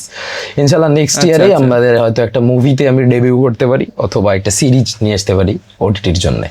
But I hope so যে ইনশাল্লাহ নেক্সট ইয়ার মুভি আসবে, ভালো কিছু আসবে। আই থিঙ্ক যে আপনার টোটালি লাইক আপনার কন্টেন্ট প্ল্যান পুরাই ভাই নেক্সট লেভেলের ডেঞ্জারাস। যে আমরা উই হোপ যে নেক্সট রেভুলেশন যেটা আসবে ফিল্ম মেকিংয়ে, আপনাদের মতো যারা আসে তারা যে আসে হয়ে যাবে, বাকিটা বলা লাগবে না। ইনশাল্লাহ আরো আছে, ধরেন এই ভিডিওটা যারা দেখতেছে এদের মাঝখান থেকেও কেউ চলে আসতে পারে আমাদের পুশ করতে। না, অবশ্যই, ওয়েলকাম। ওই জিনিসটা রাখতে হবে ভাই, ওই জিনিসটা। আর এই মিসকনসেপশন ছাড়তে হবে। ফিল্ম মেকিং আপনাকে খুব একটা টাকা দিবে এমন না, মাল্টিপল জিনিস বানান, মাল্টিপল জিনিস থেকে তারপর অল্প অল্প করে ফিল্ম মেকিংয়ে ঢোকেন। যে যদি শান্তি ছাড়া ফিল্ম মেকিং কখনো করতে পারবেন না, শান্তি রাখেন আগে, তারপর আসেন। ভালো অবস্থা আছে এখানে, মজা আছে, নিজের স্যাটিসফ্যাকশন আছে, এটাই ভাই।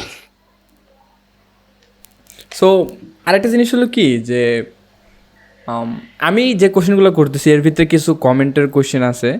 সো যে ভাইরা অ্যাকচুয়ালি কোশ্চেনগুলো করছে ওনাদের একটু শার্ট আউট, মানে ওনাদের নামটা একটু আমরা বলে দিই, কারণ যাতে ওনারাও আপনার মতোই ফিল্ম মেকিংয়ের দিক এগোচ্ছে। বিশেষ করে আছে লাইক আবির ভাই, দেন হলো নূর ভাই, যারা অ্যাকচুয়ালি টোটালি আমাকে অনেক হেল্প করেছে, লাইক অনেক কোশ্চেন পাঠাইছে কিছু কিছু জিনিস আপনাকে জানার জন্য। অলরেডি আমরা অনেকগুলো কভার করে ফেলছি। সো এর ভিতরে কিছু আরও জিনিস আছে, লাইক আপনি দ্য উইসপার অফ নেচার এটার নামে কি ফিল্ম বানিয়েছিলেন এরকম কিছু? হ্যাঁ, এটা আমাদের ওয়ার্ক আছে, whisper of nature. It's a great work I think, যেটা হচ্ছে মূলত হচ্ছে বান্দরবনে আমরা শুট করি, এবং যেটা হচ্ছে বুসান ফিল্ম ফেস্টিভ্যালে যাবে, বুসান ফিল্ম ফেস্টিভ্যালের জন্য। গ্রেট ভাই, কবে? লাইক এটা হচ্ছে দেখি ইনশাআল্লাহ এই ইয়ারে যেতে পারে বুসান ফিল্ম ফেস্টিভ্যালে। দেখি আমরা যদি সিলেক্ট হই ইনশাআল্লাহ, তখন আপনি হয়তো, বাট এতটুকু বলতে পারি যে আপনি 28 বা 29 সালের আগে শর্ট ফিল্মটা দেখতে পাচ্ছেন না, যেহেতু ফেস্টিভ্যালের কাজ, অনেকগুলো ফেস্টিভ্যাল ঘুরে তারপর আসবে। তবে ইনশাআল্লাহ আসবে, আমার কাছে আছে। যদি কেউ ইন্টারেস্টেড থাকে আমার সাথে দেখা করতে পারে, আমি দেখিয়ে দিতে পারি অফলাইন। বাট অনলাইনে দেওয়ার এখন কোনোভাবে চাপ নাই, মানে পসিবল না অনলাইনে দেয়া, সরি। বাট ওটা বুসানে যাবে, প্লিজ প্রে, সবাই দোয়া করেন যে বুসানে যাক, বুসানে সিলেক্ট হোক। এবং আমাদের খুব, আমরা এটা নিয়ে খুব আশাবাদী যে বুসানে সিলেক্ট হবে, আমরা জিততেও পারবো। দেখা যাক, না জিতলে সমস্যা নাই, শিখে আসবো। ওনারা অ্যাকচুয়ালি খুব ভালো লাগছে, লাইক অনেকে মানে যারা বলছে, ওনারা মানে যে ভাইয়া বলছে, উনি বলছে যে টোটালি খুব নেক্সট লেভেলে হয়েছে, অ্যান্ড অ্যাক্টিংও খুবই ভালো লাগছে, খুবই মারাত্মক লেভেলে রয়েছে। সো ওনারা অ্যাকচুয়ালি আশা করতেছে যে আমাদের ইন্ডাস্ট্রি এরকম টাইপের, বা মানে বলতে গেলে একটু ফ্রাস্ট্রেটিং ফিল করে, মানে যখন আপনার অন্য বড় বিগ বাজেটের মুভিগুলো দেখে ওনারা একটু ফ্রাস্ট্রেটেড ফিল করে যে হাও এত টাকা কোথায় গেল। এটা তাদের বিষয় ভাই, আপনার ধরেন ক্রু, তাদের বিষয় যে তারা আসলে এত টাকা কি করছে, তারা খেয়েও ফেলতে পারে। তারা ধরেন ভাত খাইছে এত টাকার, অসুবিধা কোথায়? ওভারঅল তারা ফিল্ম বানাইছে, তাদের এটা বিষয়, তাদের প্রডিউসাররা বুঝুক, তারা বুঝুক। হ্যাঁ, আপনার হচ্ছে এজ এ অডিয়েন্স আপনি প্রশ্ন করতে পারেন যে এত বাজেট কিন্তু এ ধরনের শিট কেন বানাইছেন আপনি, এটা হতে পারে। বাট এই বিষয়ে আমিও জাজমেন্ট দেওয়ার কেউ না, আপনিও জাজমেন্ট দেওয়ার কেউ না। বাট আমরা হচ্ছে বলতে পারি যে হতে পারে যে এত টাকায় কি বানাইছেন না বানাইছে, এটার থেকে বেটার হতে পারতো, এটা জাস্ট। বাট তারা টাকা কি করছে, কোথায় ঢালছে, হয়তো আই ডোন্ট নো, আমার কোনো আইডিয়া নেই সত্যি কথা বলতে। সো মানে আপনি যে ফিল্ম মেক করেন, বুঝছেন, সবচাইতে আপনার ফেভারিট জনরা কোনটা? সবগুলোই নাকি আলাদা আছে। পৃথিবীর ইতিহাসে আমার সব থেকে আমার মিউজিক্যাল ফিল্ম বাদে আমার সব ভালো লাগে। But to be honest favourite genre যদি আমাকে বলে, আমি মানে বেশি দেখতে পছন্দ করি স্লাইস অফ লাইফ জনরাটা ভালো লাগে। বাকি তো এগুলাই স্লাইস অফ লাইফ, বাকি সব জনরাই আমার ভালো লাগে খুব। হ্যাঁ, অ্যানিমে দেখছেন? আই এম নট এনিমে গাই। আচ্ছা আচ্ছা আচ্ছা। বাট আমি দেখি, আমি হেট করি না, আমি পছন্দ করি। না, so that's true. So anime ভিতরে স্লাইস অফ লাইফ মানে এগুলার জনরার উপরে যে অ্যানিমেগুলো আছে এগুলো খুব জোস, লাইক ওদের স্টোরি টেলিং খুবই ভালো লাগে। হ্যাঁ, আমি তো দেখছি, ভালো দেখছি। গ্রেভ অফ ফায়ারফ্লাই ছিল জোস। এটা আমিও দেখছি, গিবলি স্টুডিও। ভালো কাজ আছে, বাট আমি নট অ্যাডিক্ট। অনেকে আছে না এনিমি লাভাররা তো প্রচুর অ্যাডিক্ট, কার্টুন লাভার, সরি লাইক কার্টুন বললেন না, পরে কিন্তু আমাদের বান দিবে। ও যাই হোক, অ্যানিমে লাভার ট্রু, বাট এনিমেতে যে ধরনের কনসেপ্ট গুলো নিয়ে আসে, মানে ওদের যে ইমাজিনেশন পাওয়ারটা, ওয়াও, অনেক কিছু শেখার আছে এনিমি থেকে। তো আমি অনেক কিছু শিখি, দেখি। আমি খুব ভালো সিলেক্টেড কাজ দেখি, সব দেখি না, বাট আমি খুব পছন্দ করি এনিমে। বাট মানে আমি নট ফ্যান বলতে আমি রেগুলার না, ফ্যান আমি, বাট আমি রেগুলার দেখি না। বাট দেখি, ভালো সিলেক্টেড কাজ দেখি। সো আমাকে যদি কেউ সাজেস্ট করে আমি দেখি। রুদ্রা ভাই, উনি একটা যে ভাই আছে, উনি অ্যাকচুয়ালি কমেন্ট করছে একটা জিনিস নিয়ে, সেটা হলো যে বাংলাদেশে ইন্টারমিডিয়েট শেষ করে সিনেমাটো বা ফিল্ম মেকিং নিয়ে কোন প্রাইভেট বিশ্ববিদ্যালয়ে অ্যাকচুয়ালি পড়াশোনা করা যায়, মানে এটা জানতে চাইছে। বাংলাদেশ কি আসলে আছে এরকম? আছে কিছু ইউনিভার্সিটি আছে যারা ফিল্ম মেকিং শেখায়। স্টানফোর্ড আছে মনে হয়, বেসরকারি স্টানফোর্ড আছে, জগন্নাথেও মনে হয় শেখায়, জাহাঙ্গীরনগরে বিভিন্ন ফিল্ম সাবজেক্ট আছে, তো ফিল্ম সাবজেক্ট আছে এগুলাতে। আর আমি আসলে জানি না, আমি তো কখনো পড়ি না, আমি কখনো পড়ি নাই, তো আমি আসলে জানি না যে প্রাইভেটে ভালো শেখায় নাকি সরকারিতে ভালো শেখায়। আছে, বাট প্রপারলি হয়তো শুধু ফিল্মের জন্য ডেডিকেটেড কোনো নাই, সত্যি কথা বলতে। ফিল্মের জন্য ডেডিকেটেড কোনো হয়তো স্কুল নাই, যেমন বাইরের দেশে শুধু ফিল্মের জন্য ডেডিকেটেড। ফিল্ম একটা সাবজেক্ট আছে হয়তো, মানে ফিল্মের জন্য ডেডিকেটেড কোনো বাংলাদেশে নাই। ডেডিকেটেড ছাড়া তো আপনি কি করবেন ফিল্ম মেকিং, ডেডিকেটেড লাগবে, এটাই ডেডিকেটেড। তবে বাংলাদেশে প্রাইভেট যে ইউনিভার্সিটিগুলো আছে, I think BRAC university, north south, এদের ভিতরে মেবি ভালো ক্লাবগুলো আছে ফিল্ম মেকিং এ, হতে পারে। ওইটাই হচ্ছে আছে, এছাড়া মনে হয় না যে হচ্ছে আছে।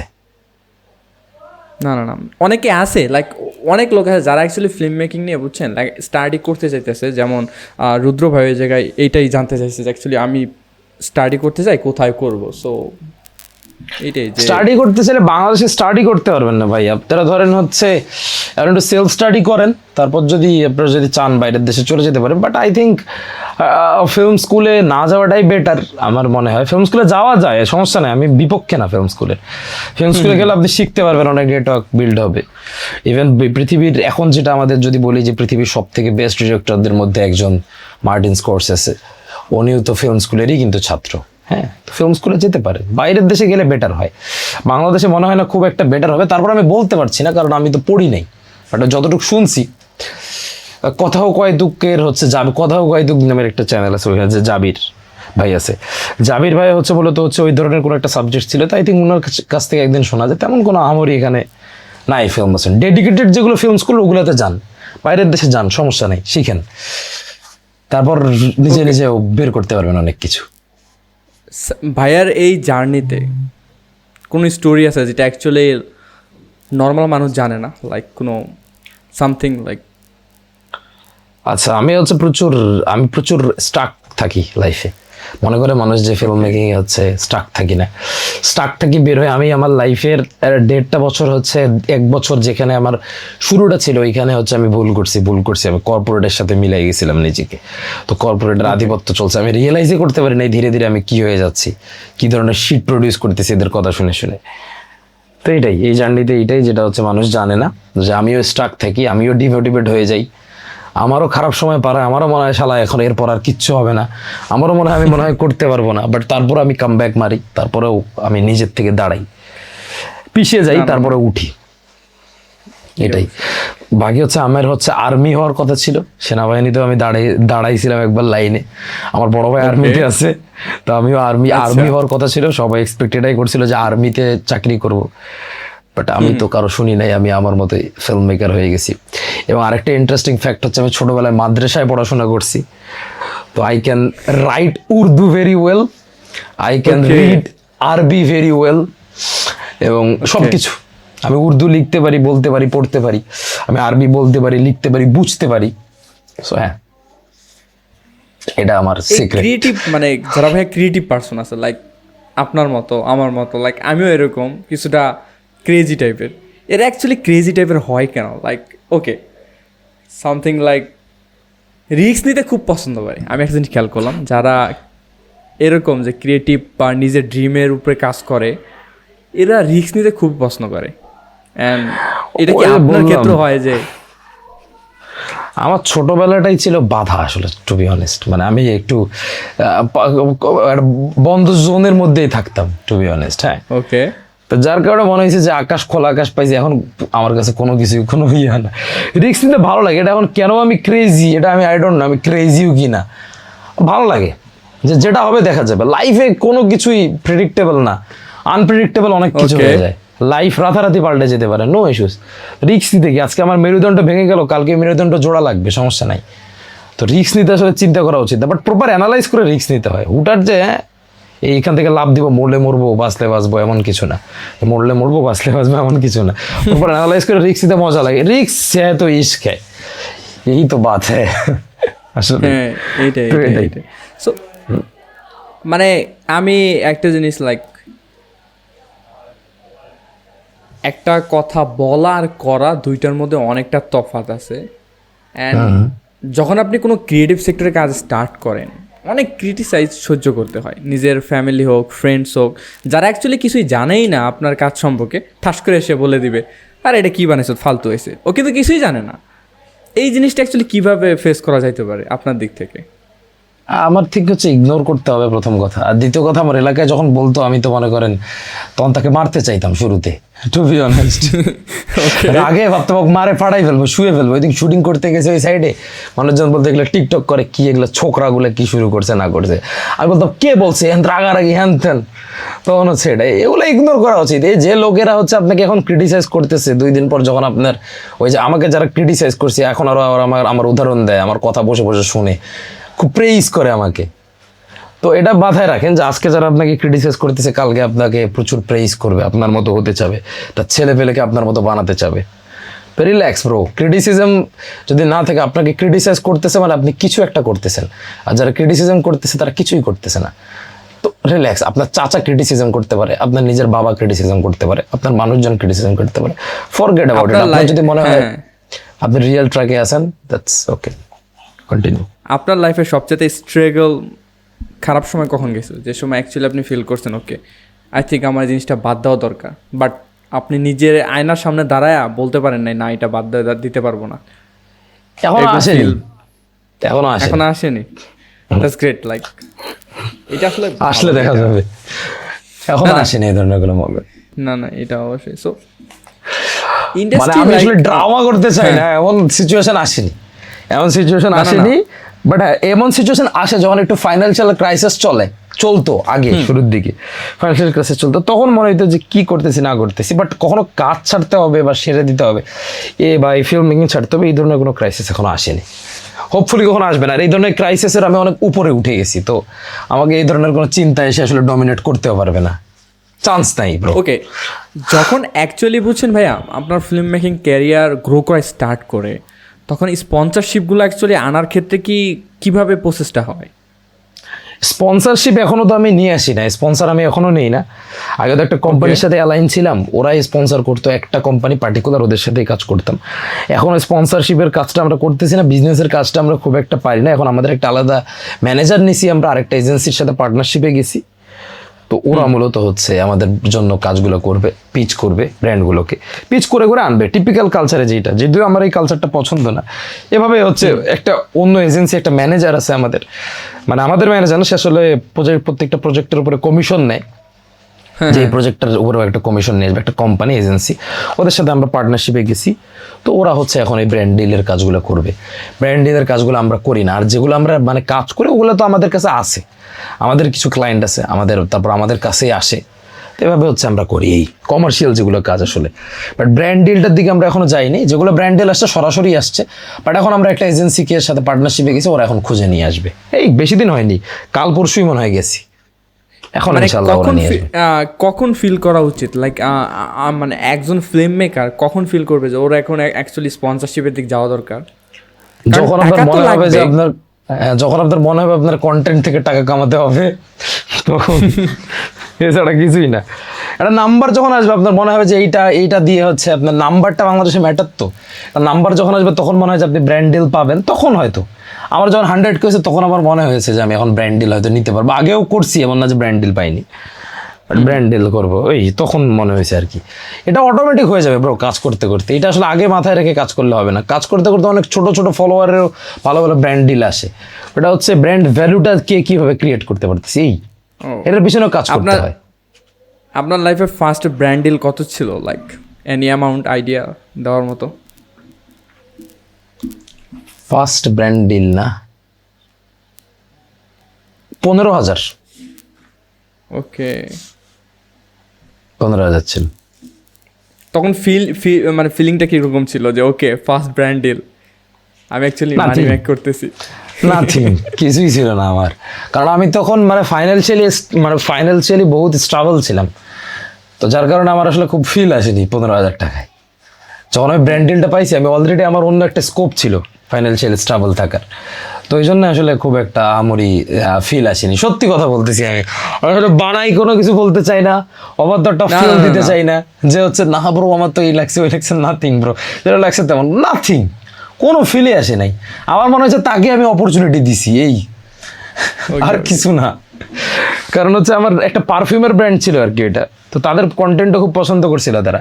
আমার নাথিং, কারণ তখন আমার যদি আমি ফাইন্যান্সিয়ালি স্টেবল না হতাম, তখন হয়তো খুব ভালো লাগতো, বাসায় যেতাম, দেখাতাম, টাকা দিতাম, হ্যান ত্যান, হ্যাঁ খুব খুশি হতাম। বাট আমার মনে হয় যখন আমি ফাইন্যান্সিয়ালি যখন প্রথম টাকাটা পাইছি, ওই প্রথম টাকাটা ছিল হয়তো আমার একটা জবের টাকা, ওটা 35,000-এর মতো ছিল। ওটার হচ্ছে একটা দিয়ে হচ্ছে ঈদের আগে পাইছিলাম, ল্যাপটপ কিনছি আমি একটা, আর হচ্ছে বাকি টাকাটা দিয়ে সবার জন্য শপিং করছি, আব্বার জন্য পাঞ্জাবি কিনছি, হ্যাঁ এটাই, এটা ওটা গুড ফিল ছিল একটা। বাট প্রথমে স্পন্সরশিপের টাকা কোনো ফিল আসেনি, এটাই। না না,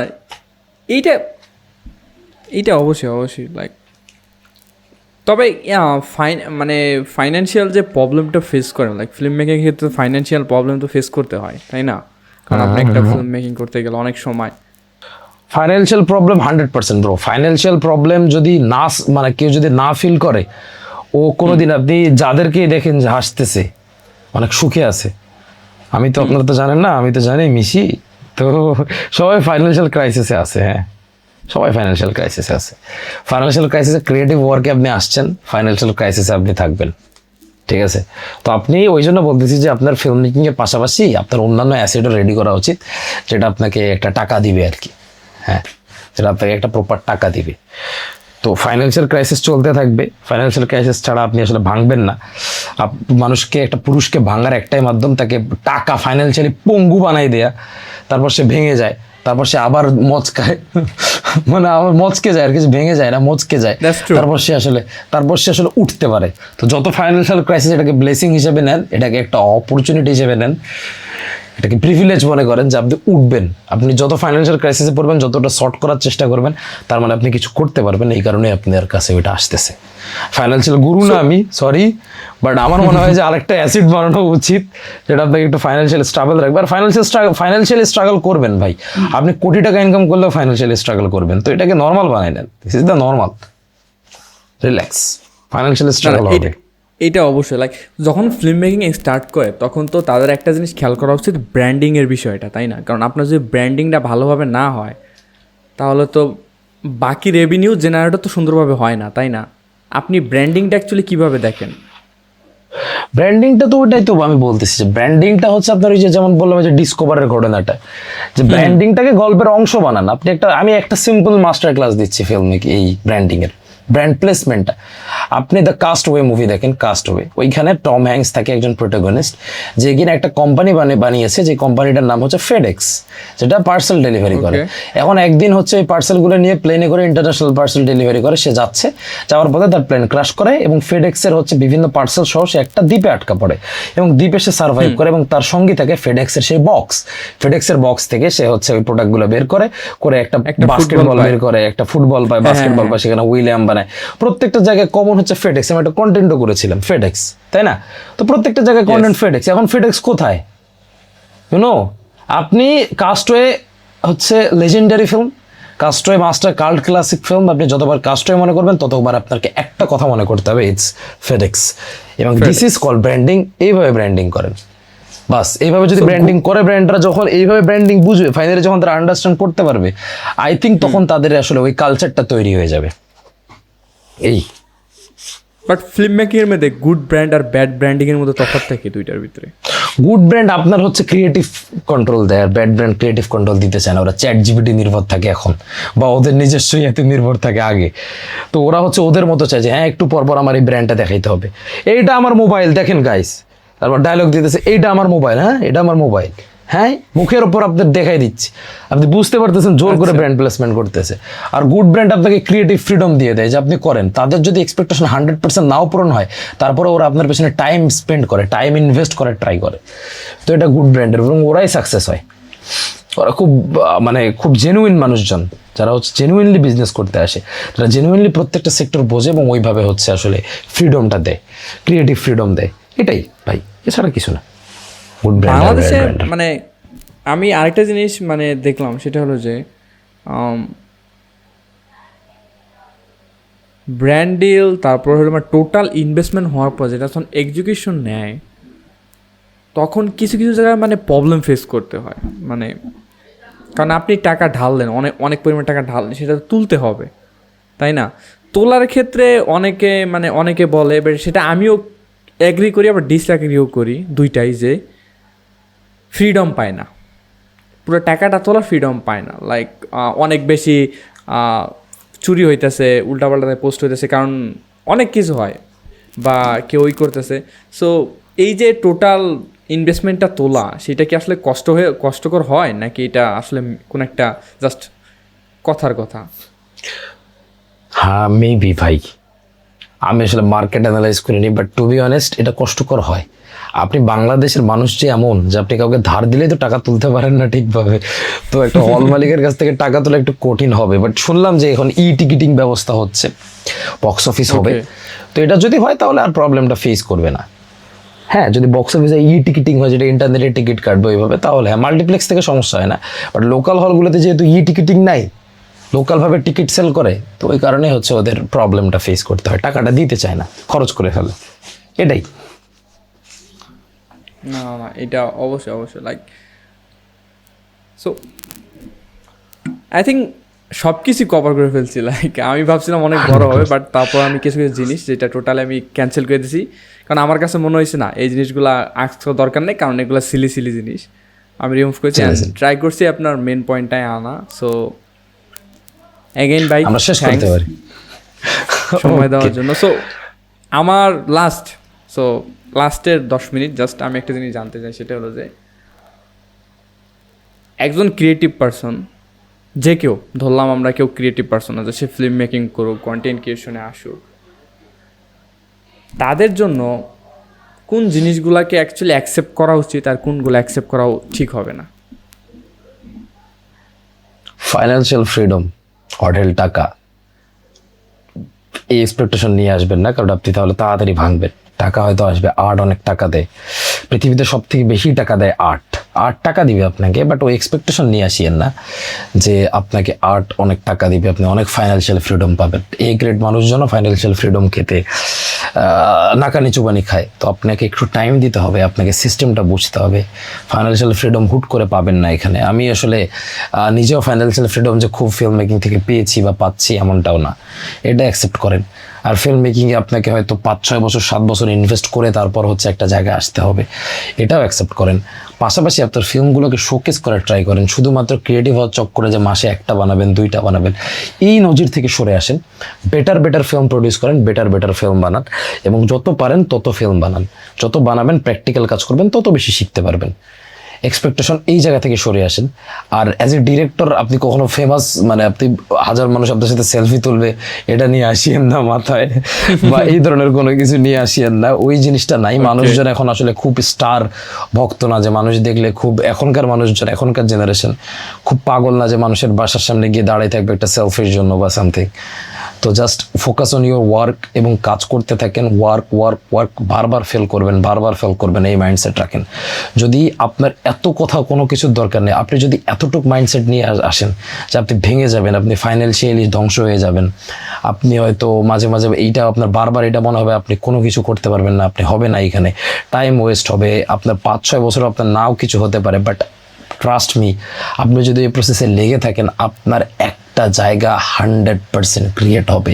এবং যারা এই কথাগুলো শুনছে তাদেরকেও আমি বলি যে আপনি যতই শোনেন, আপনি ধরেন 1000টা মানুষ শুনলো, এর মধ্যে একজন আছে যে কিনা এই জায়গাটাতে লেগে থাকতে পারবে। আপনাকে হতে হবে চুইংগামের মতো। That's true. লাইক এখানে একটা জিনিস মনে পড়লো যে আলট্রা সাকসেসফুল পিপল তারা একটা জিনিস করে কি, তারা অনেক বেশি বোরিং লাঞ্চ খায়, ডেইলি বোরিং ব্রেকফাস্ট, ডেইলি একই কাজ, ঘুম থেকে উঠছে আবার করতেছে, ঘুমাইতেছে আবার উঠতেছে, মানে একই কাজ দিনের পর দিন করে। অ্যান্ড এইটা ভাইয়া যেটা বললো যে জাস্ট কাজ করো, ওকে, জাস্ট হয় নাই আবার কাজ করো, দেখো হয় নাই, করো, সাকসেস আসবে।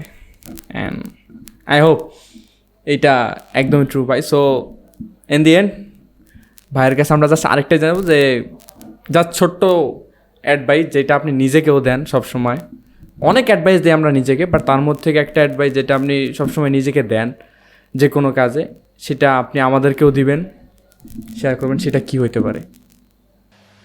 যে কোনো অ্যাডভাইস যদি নিজেকে দিই, আসলে আমি নিজেকে যদি কোনো অ্যাডভাইস দিই যে আমাকে আসলে অনেক গ্রো করতে হবে, আমার ব্লাড লাইনে আমাকে অনেক বেস্ট হতে হবে, শুধু ব্লাড লাইনে এন্টায়ার ওয়ার্ল্ডে আই অ্যাম দ্য বেস্ট, এই জিনিসটা শুনতে হবে। এবং অ্যাডভাইস কোনো কাজ শুরু করার আগে অ্যাডভাইস এইটাই দিই যে কাজটা শুরু করার আগে প্রচুর পেইন খেতে হবে, বাট একবার শুরু হয়ে গেলে যে কোনো কাজ আপনি শুরু করার আগে অনেক কিছু চিন্তা করেন, আপনি প্রথমেই আটকে যান, প্রথমে স্ট্রাক হন। একবার শুধুমাত্র কাজটা শুরু করেন, দেখবেন কাজটা অনেক easy. Just do it, just practical একবার শুরু করেন, কাজটা অনেক ইজি। আজকের এই পডকাস্ট আমরা কতদিন ধরে করতে চাচ্ছি, করতে পারতেছি না, বাট আমরা যদি একবার শুরু করে দিতাম হয়ে যেত। আজকে আমাদের মাইন্ডসেট এমন হয়ে গেছে যে আজকে যে কিছু হয়ে যাক আমরা শুরু করব, যা কিছু হয়ে যাক আমরা শুরু করে দিছি। জাস্ট ডু ইট, যেমনই হোক, জাস্ট ডু ইট। আমি আগেও বলছি যে মানুষ কখনোই মনে রাখে না আপনি কিভাবে শুরু করছেন, history only remember how you will finish. That's true. Thanks ভাই অ্যাগেইন, আই থিঙ্ক জোস হয়েছে। And like I don't know যে আমি অ্যাকচুয়ালি টোটাল ইটা বার করতে পারছি কিনা আপনার কাছ থেকে, কারণ আমি আবার ইনশাআল্লাহ আমরা নেক্সট টাইম যখন আবার পডকাস্ট করব তখন আমরা সামনাসামনি কোনো স্টুডিওতে বসবো ইনশাআল্লাহ, ইনসাইড উইথ বন্দার সাথে।